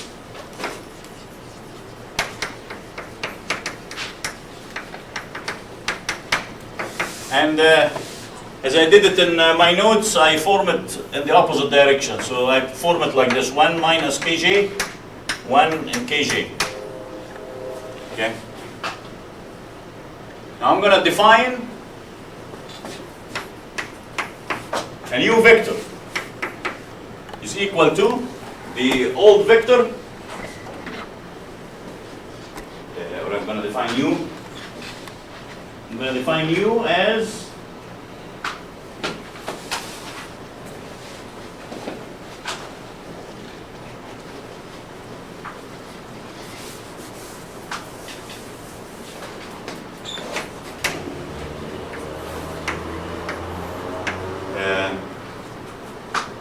1 minus kj, 1 kj times a vector. I'm going to call it W1 and W2. U and Ux, I'm sorry. The state vector U and Ux.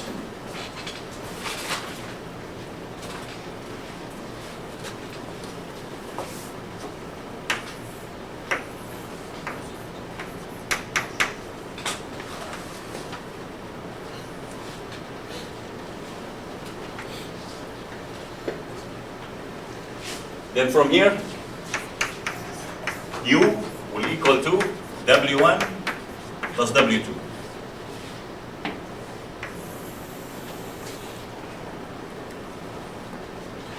Also, I have this equation. I'm going to replace each one of these vectors by this transformation. By this transformation. This transformation, we've done it in the past when we were doing model analysis.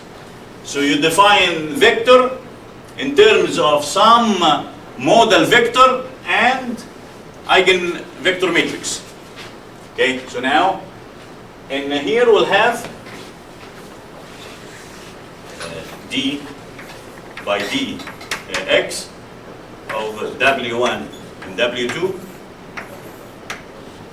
And I'm going to take this matrix because this does not have anything to deal with x. So I can get it outside here, or I can put it here as an inverse. This is 1 minus kj, kj. The matrix A, we have it here. 0, 1 minus k squared and 0. And then now the last vector, u and ux, I'm going to replace it from here. I'm going to replace it from here. So this will be 1 minus kj, kj. And then here we have W1 and W2. Now all of us know what this matrix should look like.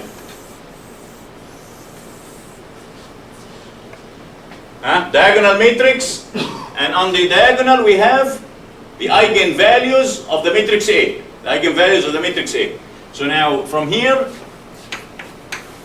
I have d by dx. These numbers, W1 and W2, are dummy numbers so far, but you will see the physical meaning of these two numbers, or these two variables. So now I have like this is equal to minus kj, 0, 0, and kj. And then here, W1 and W2. Okay? This is a first order differential equation. If I have, for example, x dot is equal to ax, I know the solution of this equation. The solution of this equation is x at any time is equal to the exponential e to the a t x0. This is no different. This is no different. It will be exactly the same. So now the solution of this W1 and W2 is equal to exponential e to the minus kj, 0, 0, e to the minus kj, x and x, and then W1, W2 at 0. Plus. Positive and negative, okay. So this means here W1 will equal to some constant e to the minus kjx. W2 will equal to W2 0 e to the plus kjx.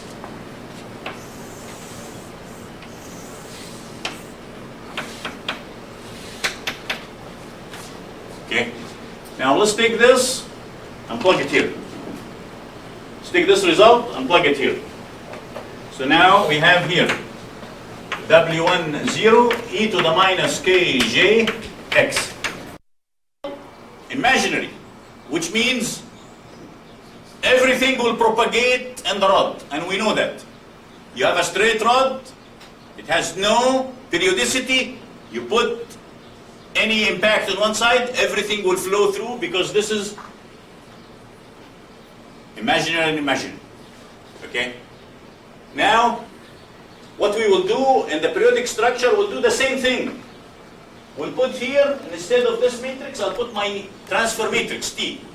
Instead of the transfer matrix, I'm going to get the eigenvalues and eigenvectors. And do this model transformation. Generate this. We will relate these two things to a wave propagating in one direction, another wave in the opposite direction. When these two are 180 degree, we have stop band. Anything else, we have pass band. Is that clear? It's enough today.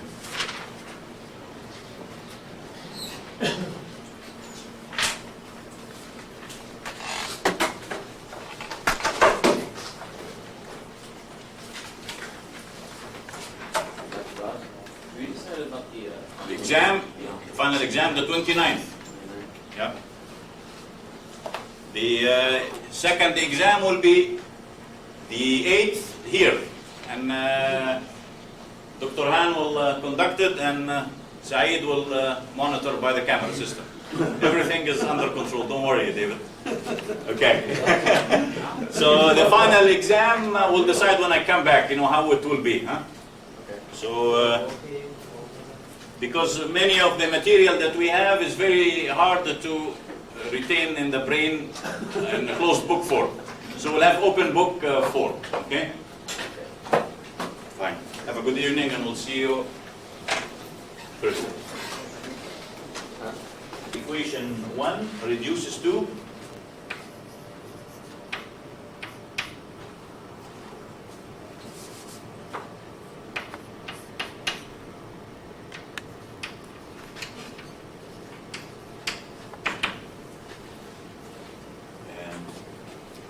d by dx, w1 and w2, and then I have d inverse, and this matrix A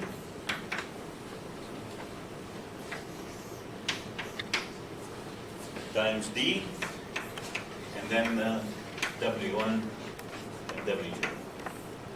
And because these are the eigenvector matrices of the matrix A, then this product will be the diagonal matrix, which has the eigenvalues of matrix A. So then d by dx of w1 and w2 is equal to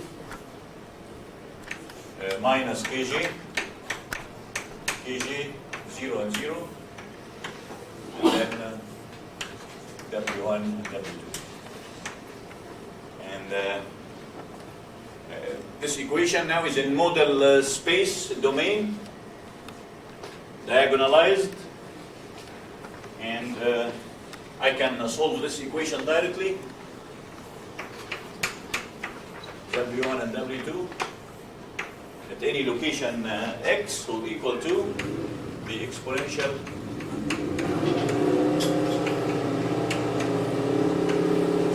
times W1, W2, initial condition 0 and 0. And from this is that W1 at any location x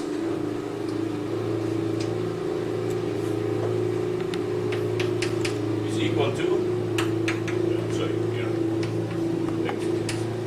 any location x will equal to W10 e to the minus kjx, and W2 at any location x is equal to W20 e to the kj and x. And also, if I look at this equation and I replace d by what we have here,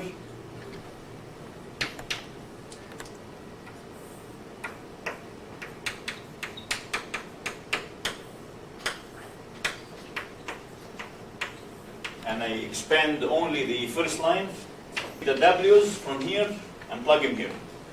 So this will equal to W10 e to the minus kjx, W20 e to the kj and x.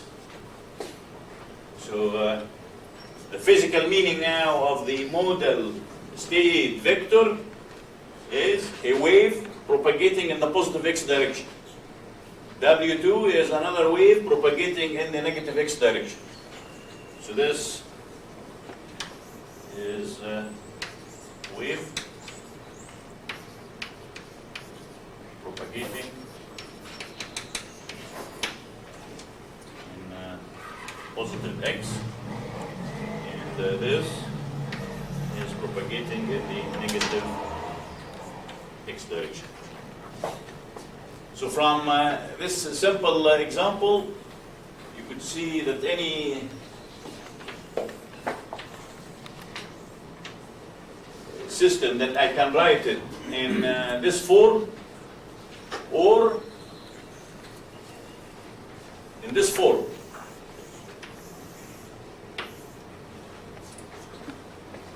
This system reduces to a system that has eigenvalues that are reciprocal to each other, and these parameters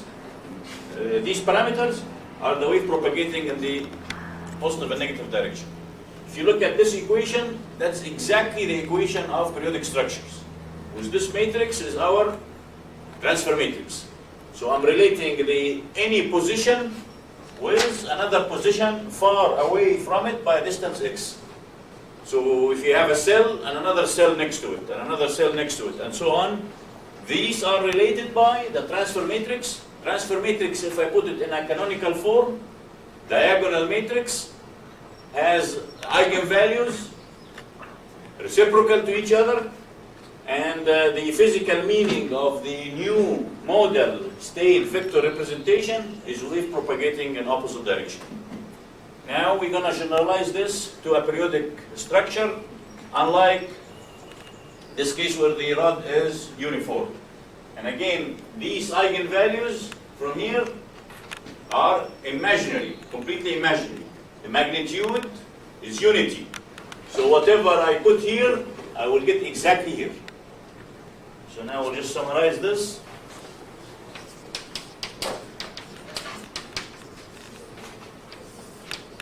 For plane, straight rods, the wave propagation equation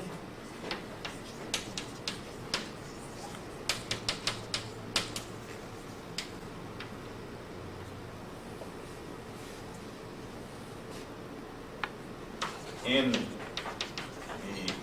model domain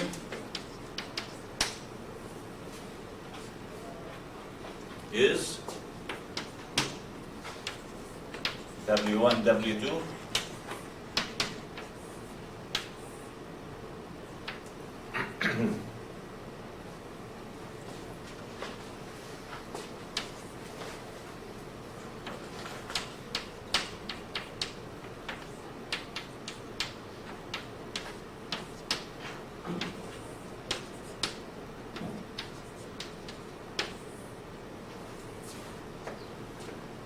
this is number one, and then number two, the model domain equation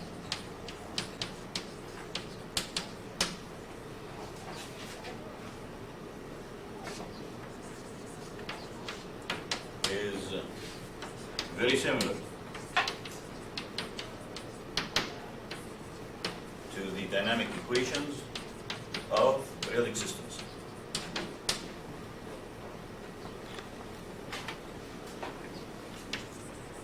Oh boy, it's leaking gas from here, huh? Dynamic equation of periodic structure where we have y, t is equal to y, and I. Number 3, for the rod, the eigenvalues of the model system matrix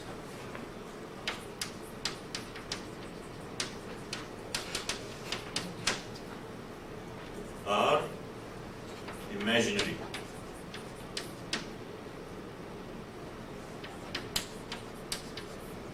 And this will lead to magnitude of the eigenvalue is equal to unity.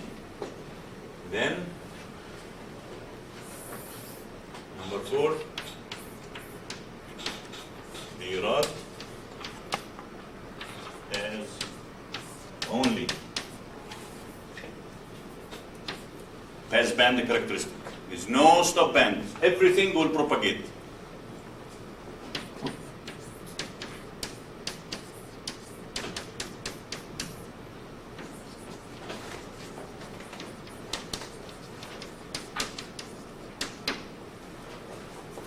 Okay, now today we'll generalize what we have here on to a periodic structure. Now we'll say here model, decomposition,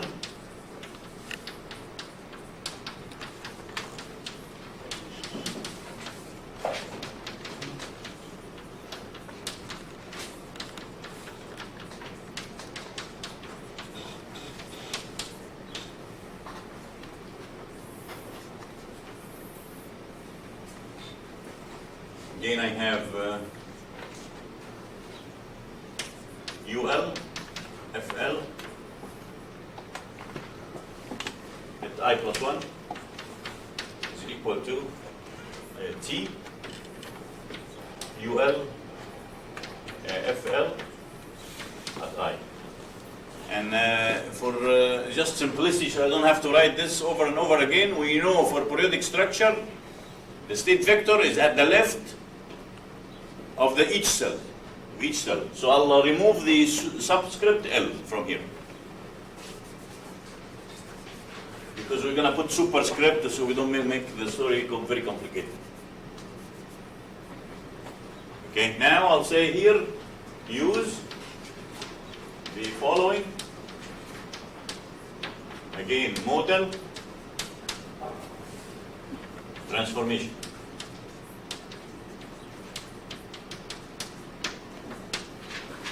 I'm going to replace each one of these vectors, very similar to the equation that we have for the model case, U for rods. U and F at I plus 1 is equal to a matrix D, which is the eigenvector matrix of the transfer matrix.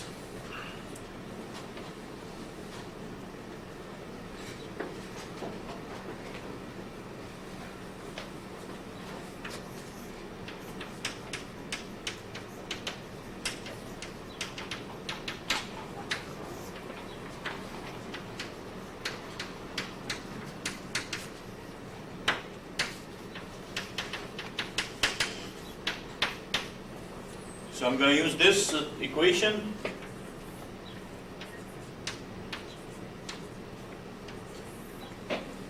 and instead of 1 and 2 now,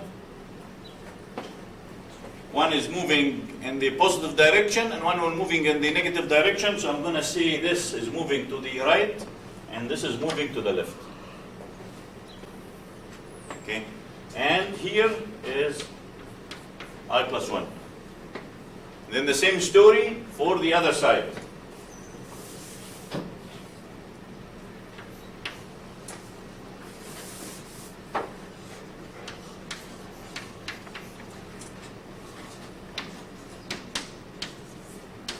U and F at I is equal to same story. W, right and left of I. So I'm applying this transformation matrix to the two state vectors at the ends. Now I'll take this and plug it here.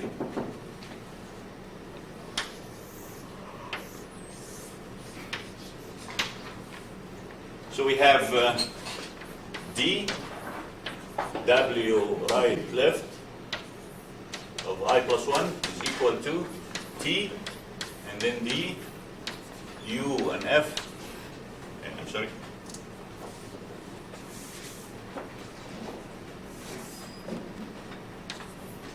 w right and w left at I. And then I'll take this matrix and invert it and bring it to here. Okay? So now this will be here. So it will be exactly like what we have in the rod case. Now this will be a diagonal matrix that has the eigenvalues of this system. So this will equal to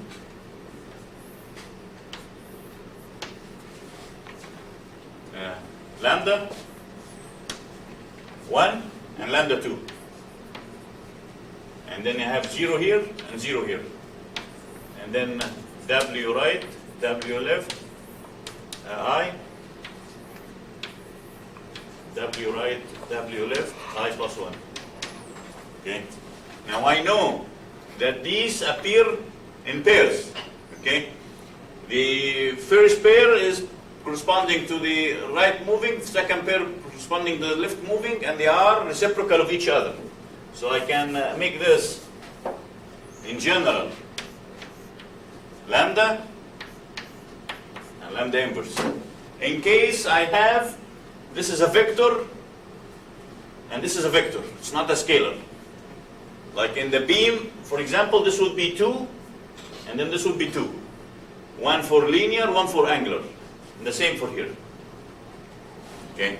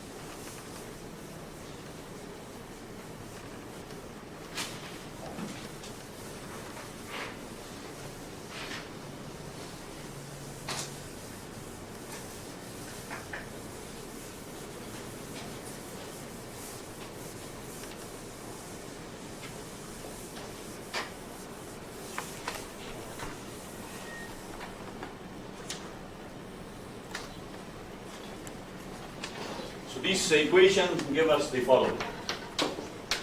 W right I plus 1 is equal to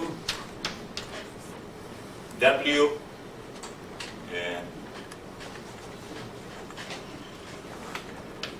right at I, and then here W left I plus 1 is equal to inverse W I and left.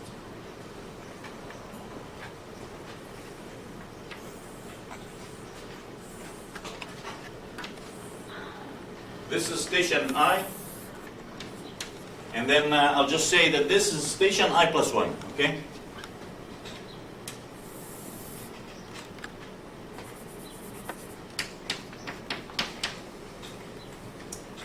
I have here wave propagating to the right from I. And then this will go here, wave propagating from right, I plus 1.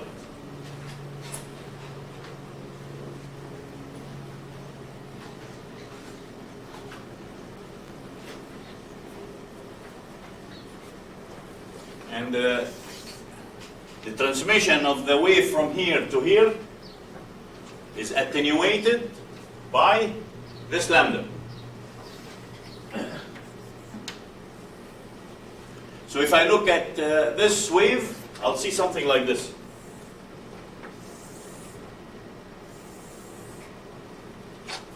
This is propagating in the positive direction of x. And I begin here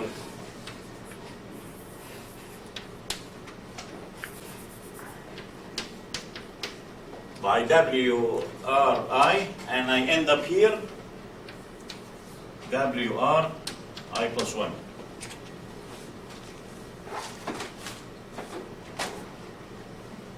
Okay, now I look at the other wave.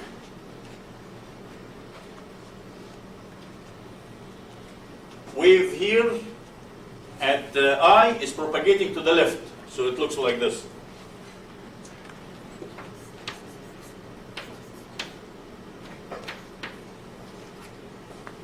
And then this wave propagating to the left, I plus 1.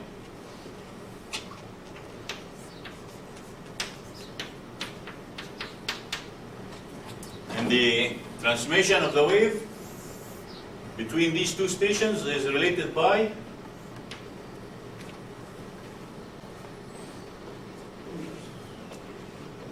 you look at from the arrows. If I am here, this is my input, and then multiplied times this will give me this output. Okay, so now from the arrow, in this case, this requires that this equation should be like this.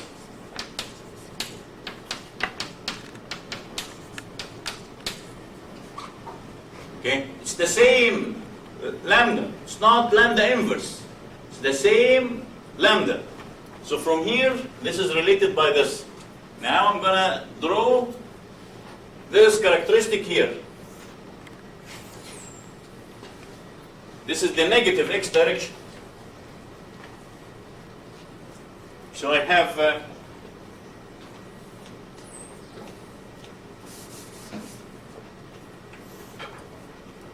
Wi plus 1 left, and then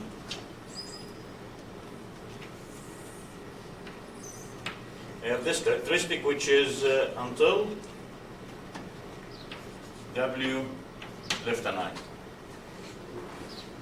So now let's say I have a structure and then I have vibration in this location. Okay, so this vibration will propagate in the two directions. Okay, if this lambda is less than 1, it has absolute magnitude less than 1, or if I can rewrite this lambda as exponential mu. So if this mu is absolute value has real part, no imaginary part, or it has real part and imaginary, I always have attenuation. This number is smaller than 1, and it looks like this. So if you have an excitation in the middle, as it moves in either direction, it is attenuated. Why are we always assuming attenuation? Can the real part be more We can. than 1? Yeah, we can, but we don't. We're not interested in this. This will not be a damper. You can use periodic structure, as I was telling a while. You can use it to amplify the vibration, not the vibration, the forces, for example. Because if you look at the state vector that we have U and F. Okay. So, for example, you can have here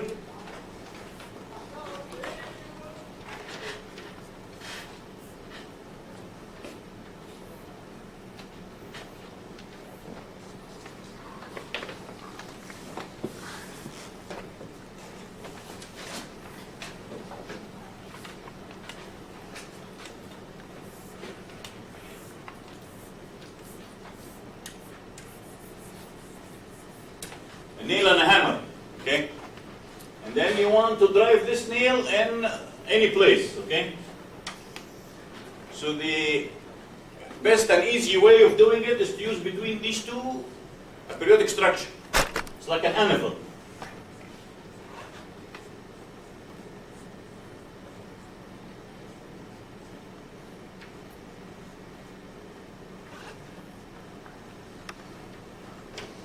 if we design this anvil properly, the force that I give it from this end, I can amplify it to this end, and I drive the nail very fast. Okay? Because all what we are doing is playing with the dimensions until we see the lambda either high. That's what we need in vibration. In an application like this, we need it to be the opposite. So I'm amplifying the state vector instead of attenuating it. Okay? In our case, we're interested in attenuation. So in spite of the fact that the lambdas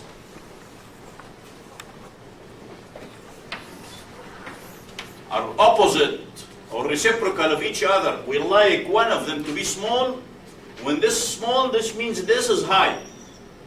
But if this is small, the amplitude is attenuated in the right propagating wave. In the left propagating wave, it will also reduce in spite of this, the reciprocal, because this equation.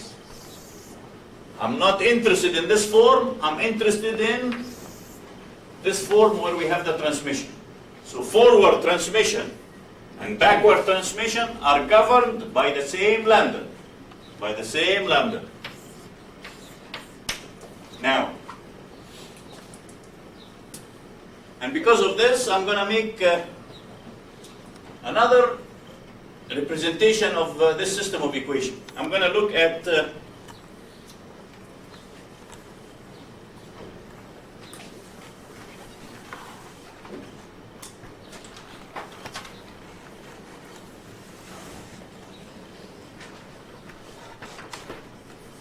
this component and this component.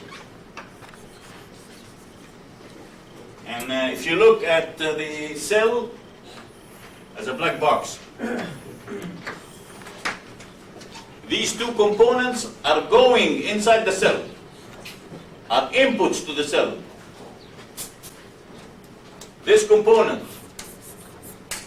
and this component are going out of the cell. So I'm going to write relationship between the input vector and the output vector. So we have the following as W and W, right and left, at I plus 1.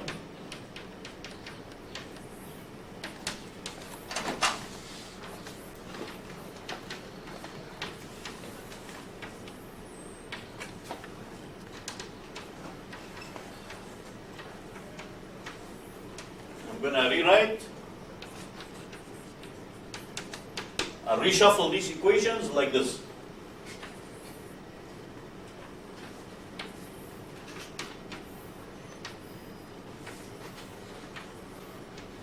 The inputs I'm going to put in here, WR, I, WL, I plus 1. And then here I'm going to put the output, W, LI, WR, I plus 1.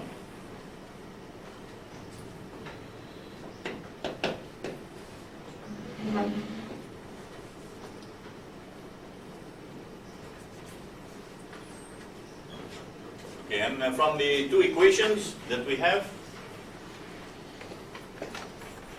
I have WR at I plus 1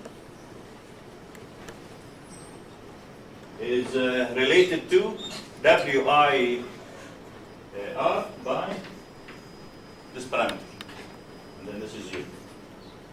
And then if you look at the second equation, WI and WIL related by this parameter. Okay, this matrix is a very famous matrix, and it's called the scattering matrix. In this form or in any other form.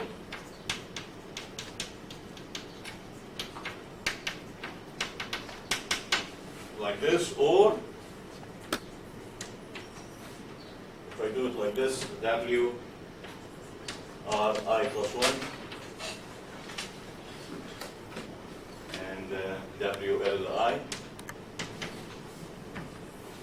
and W L I plus 1 and WRI.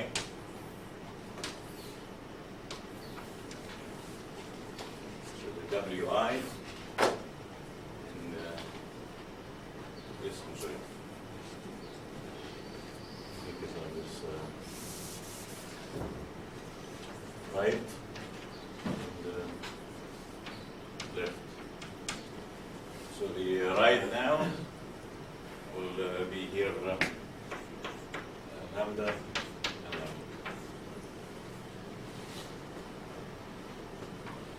Either one of these two forms are, you'll see them quite extensively in the literature. Again, this is a scattering matrix.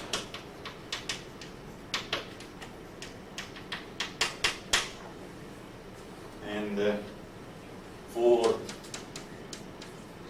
truly a periodic structure,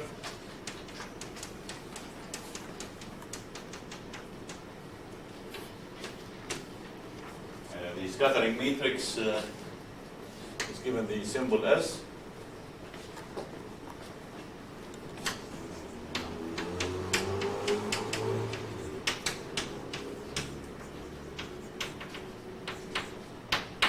Diagonal matrix.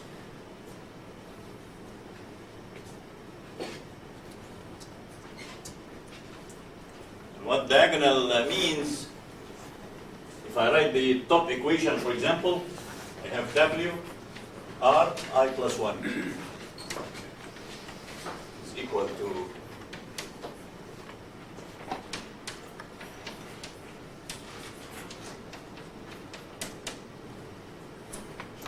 so this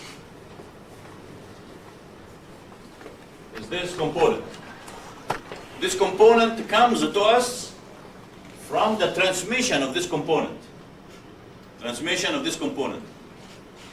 But we are used to, like in any structure, we're used to transmission as well as reflection, Now, just look at the last component, which is this term. So this comes from transmission.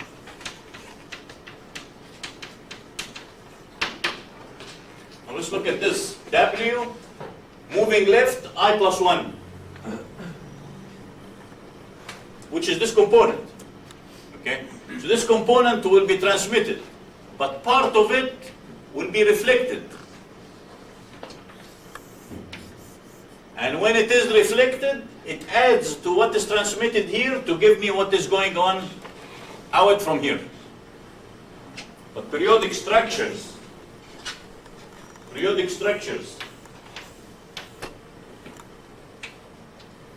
this is 0.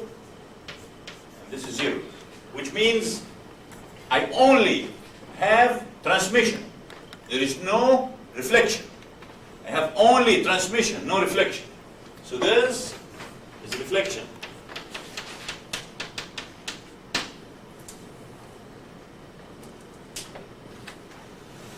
So we'll see here, and again, truly periodic structure.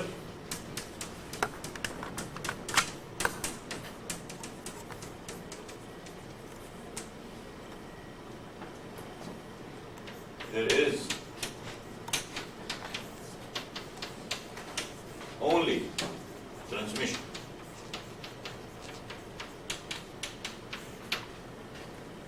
Now, in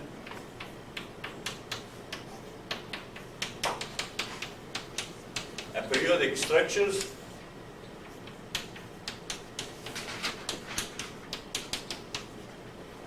the S matrix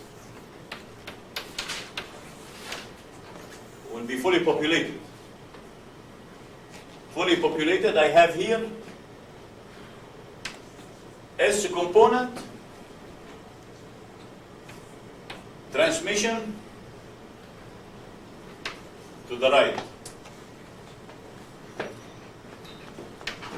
S component, reflection that's coming from the left. And then here, off diagonal, S component, due to reflection, that's coming from the right. S component, due to transmission that's coming from the left. And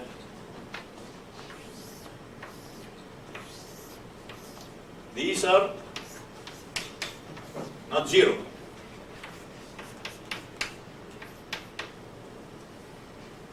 So this is called transmission coefficient.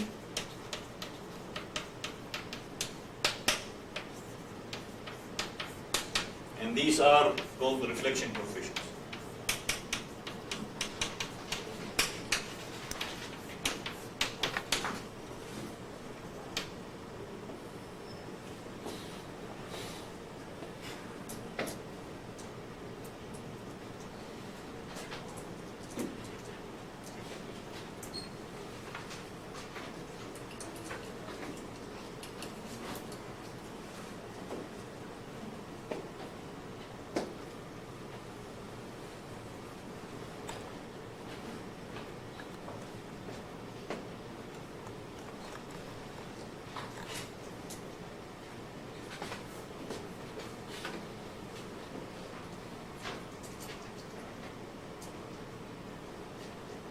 Okay, remove this.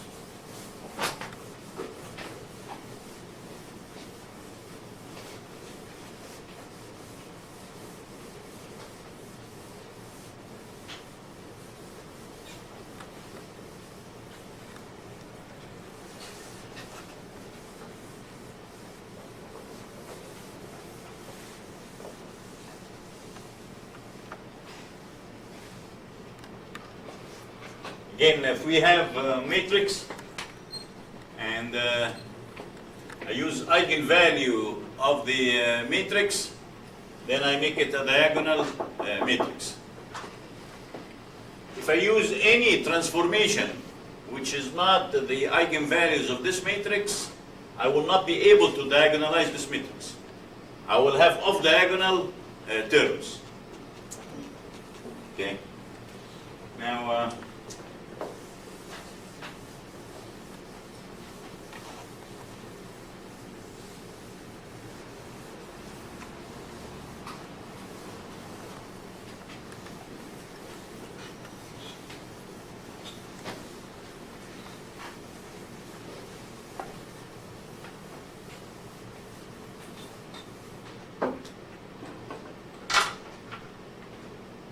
we'll see here now 4 multi cell periodic structure.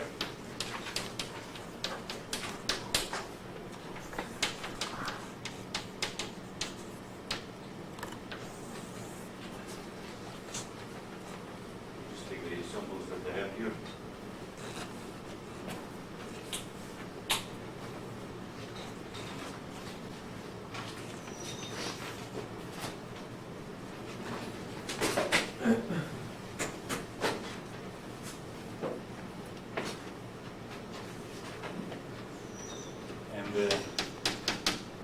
If W R and W L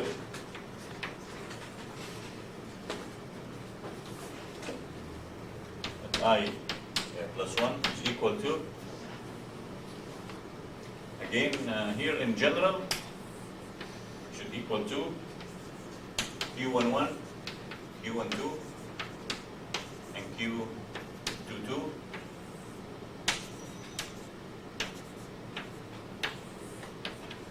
Right. If periodic, then the off diagonal are equal to 0. Now, if a periodic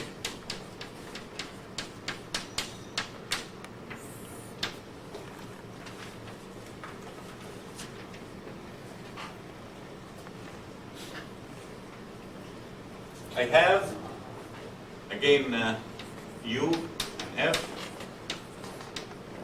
at I plus 1 is equal to T, U and F at I. Okay, this T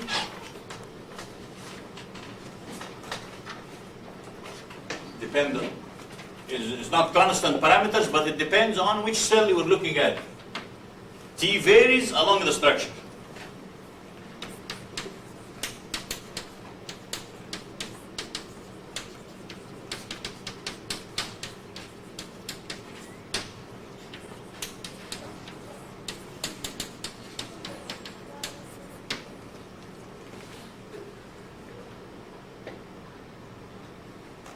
Okay, and then I'll just say here, let T nominal is the transfer matrix of the original periodic structure.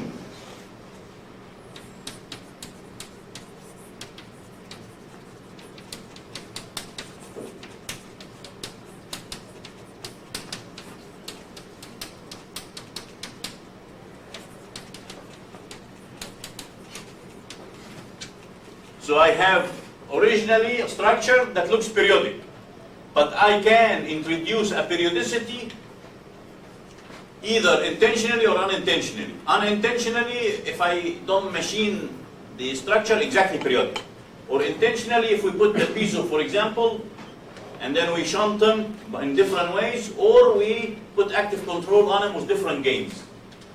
But originally, the structure had, in my mind, an original nominal transfer matrix T. This matrix has eigenvector matrix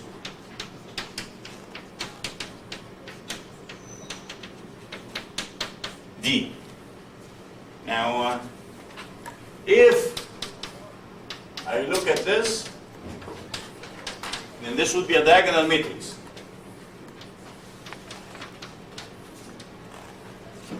But if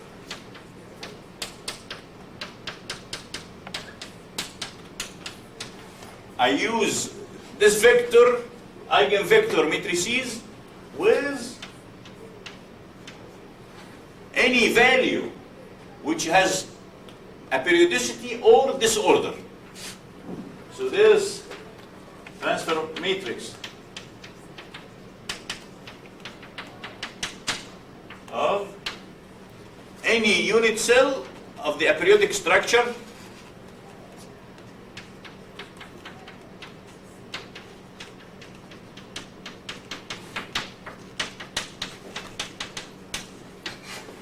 So now, if I use this eigenvector matrix on T, which is not, on Ti, which is not T, the result is not diagonal matrix. The result will be Q11, Q12, Q21, Q22. And these off-diagonal elements are not zero. Not zero. Okay, so now we go back to here. So we begin with the system in an aperiodic form. I will take the nominal eigenvector matrix and apply it to this equation to transform it from the physical model, from the physical domain to the model with propagation domain, which is this. The result is not diagonal. Now I'm going to reshuffle this in a very similar form to this. So I'm going to put the input and the output vector in this form instead of this form. Okay? So now I'm going to reshuffle this.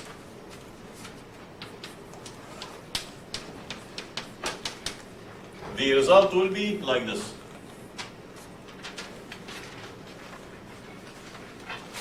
WIL, WR, I plus 1.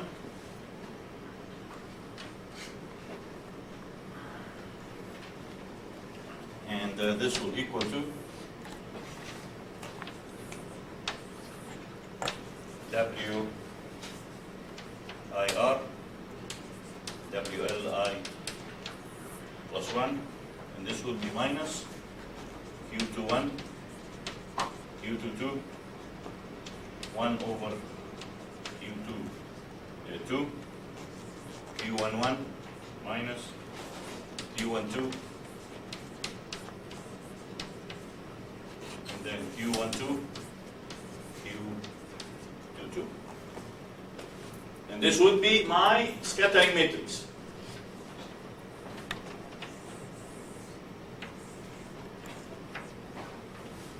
Now again, the off-diagonal are not zero.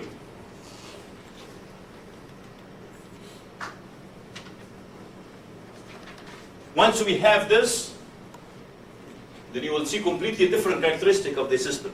Completely different characteristic. So if I have a system that has nominal transfer matrix, and then I come along with the structure and do some disorder, and you'll see the disorder that we will put can be very, very small disorder. So disorder will augment this T and it becomes Ti. And then I put this equation, and instead of the physical domain, I'm going to put it in the wave model domain. And then I generate from it the scattering matrix S.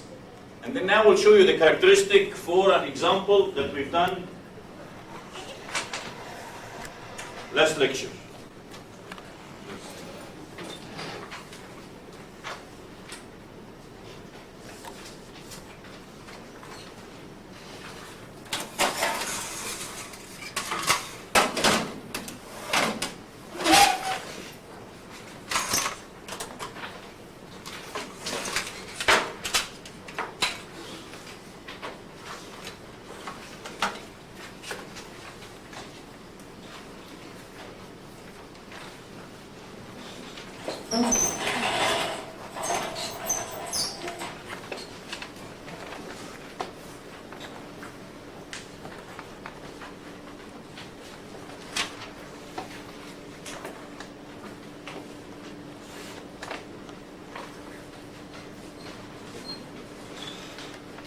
This is the, everyone has copy? Okay, so this is the example that I did last lecture. I have 100 cells, and then I have these 4 frequencies. And for the run that I'm going to show you, I ran it at this frequency. Okay, now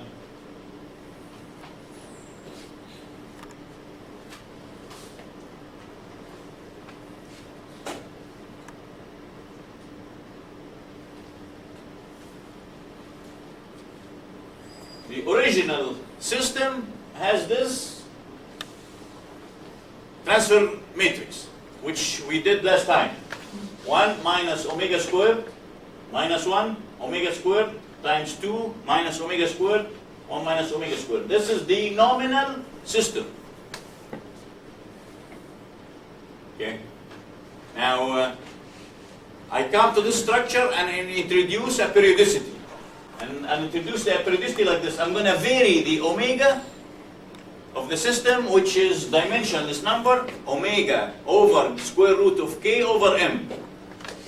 Some of these k's and some of these m's, I can shave little material from each cell or add little material on each cell. So I'm going to perturb the natural frequency square root k over m. And this will appear like this. It is the original frequency, and then I add to it a random number. This random number can be normally distributed with 0 mean and standard deviation sigma. Okay? And I'm going to random this number along all the cells. So now this is the nominal structure. Now I go here and I randomize the structure. Once I do this, then this transfer matrix is no longer valid. Each one will have its own transfer matrix because the omega varies. Transfer matrix vary.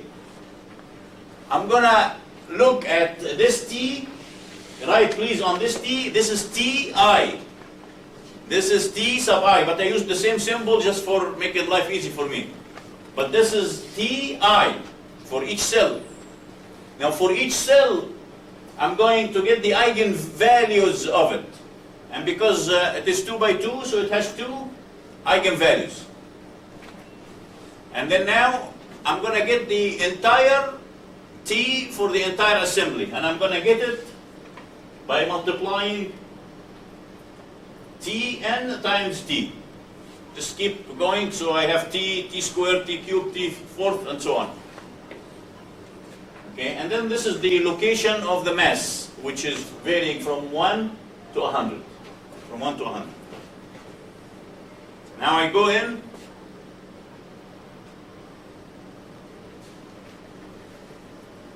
I have Tn, the total transfer function of the entire assembly. The total transfer matrix of the entire assembly. Now I'm going to make this in the model space. So I'm going to multiply by D and D inverse. Here I put them as V and V inverse. V and V inverse. Now this matrix will not be diagonal matrix because this Tn is not uniform. It's not the same in every cell of the structure. Some of them depending on the value of R. It's not going to be T to the n. Now I have this in this form now. I'm going to reshuffle it and put it in this form. So now, if you look at these numbers, minus Q2, 1 divided by Q2, 2. Second term, third term, and so on.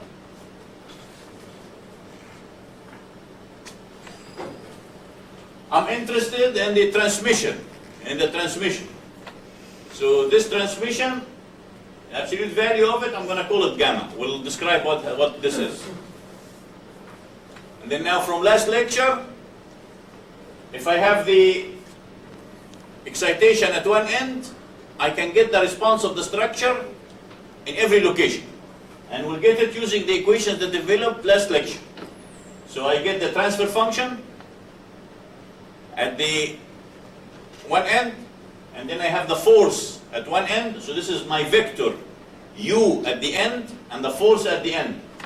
And then I take this and I go over the response loop. So I can get the deflection in every location. And then I try to plot some things, and we'll leave this for a couple minutes. Okay?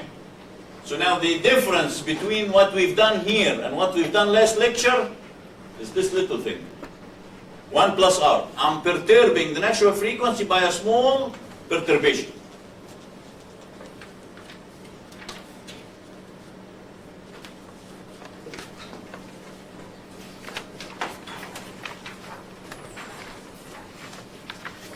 Now this, R is 0. R is 0. There is no randomness or disorder in the system. Everything is uniform, exactly the same. This is the end mass, 100. That's where the excitation is.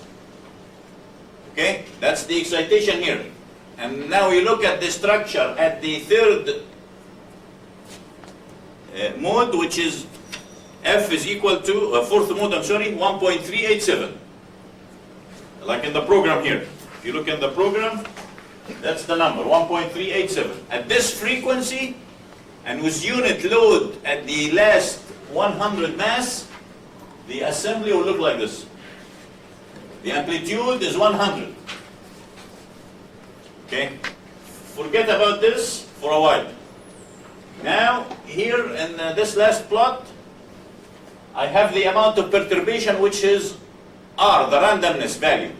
There is no randomness, so it is 0. All the eigenvalues of this system are right here. There is no randomness, and all of them are 1, equal to 1. So it means propagation. Why propagation? Because this is one of the natural frequencies of the system. One of the natural frequencies means it is in the pass band, and everything will propagate. Okay? Now this is periodic system.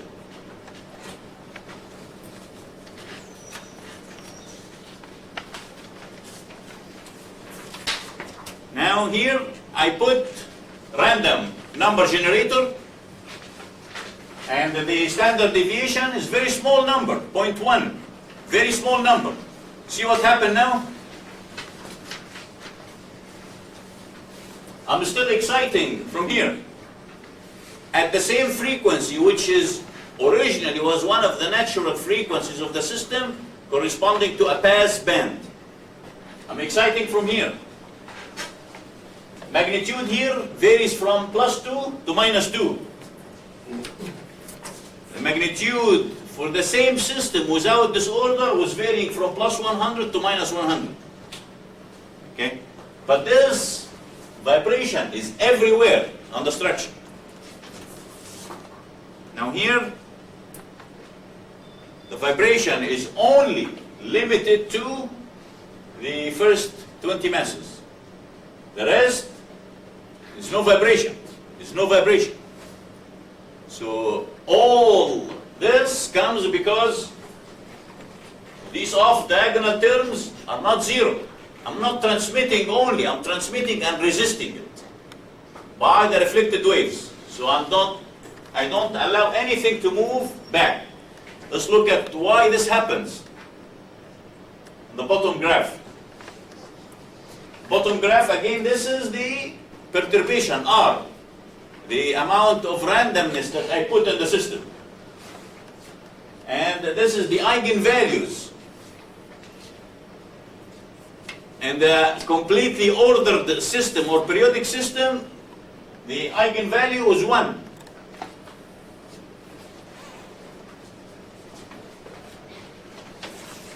So we had y is equal to 1, yi. So everything I put here will go here. Now in this case, when I put this small disorder, still at perturbation is equal to 0, everything is 1.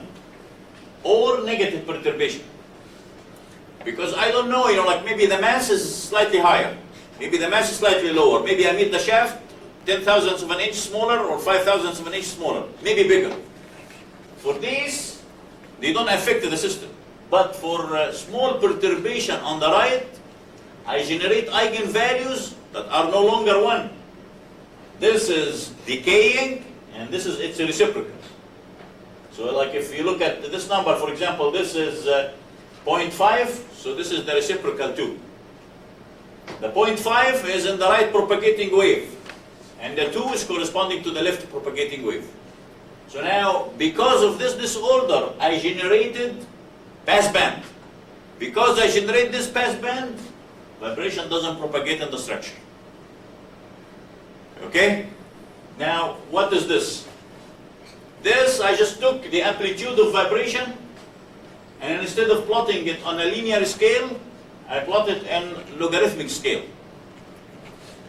Logarithmic scale shows amplitude high here, and then decaying almost exactly like logarithmic decrement of a damped system. When you have damping in the system, the amplitude is high and decreases. Now, if I take tangent to this curve, I can estimate from it the rate of decay of the vibration. Now, if I look at the previous case,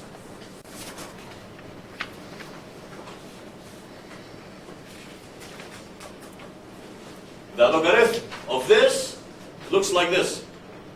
The average of it is this horizontal blue line, which means everything is propagating. This line does not drop, the vibration does not decay, and everything is propagating. So this is the logarithmic value, log of this curve. Okay, now just by this simple fact, and you have the program and you can try it as much as you want, will always come like this. It might not come exactly like this because the random number generator will be different as every time you run it, but will always look like this. You will always have all the vibration confined to the zone near the excitation.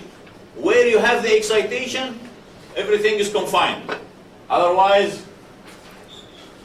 the rest of the structure is free. examples, you name it.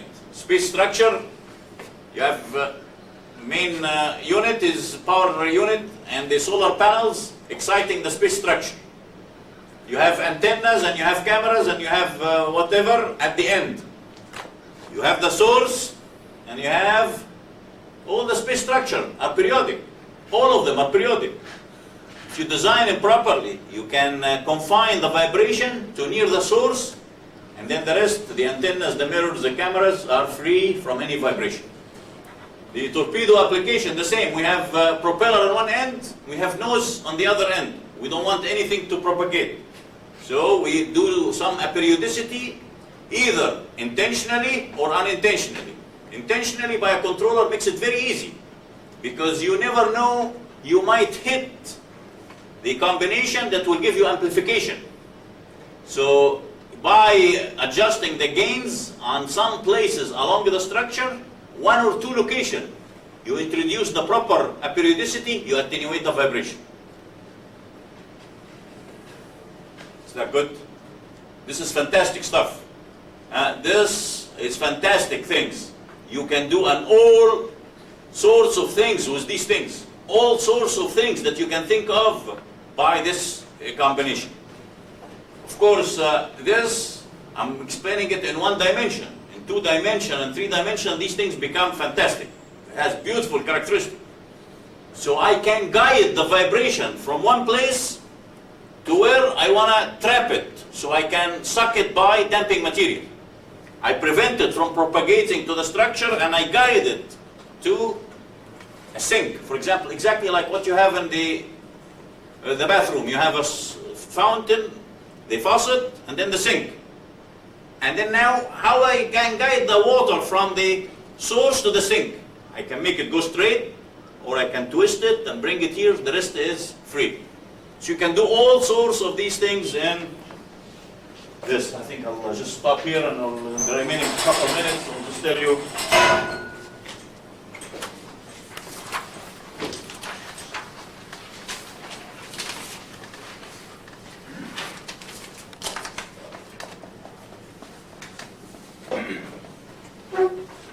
I've done viscoelastic damping.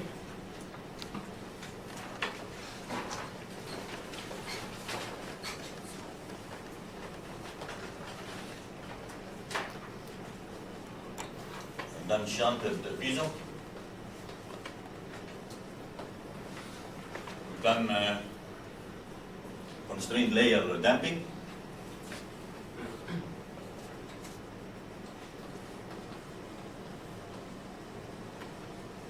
And I will have one more lecture on periodic structure when we come back.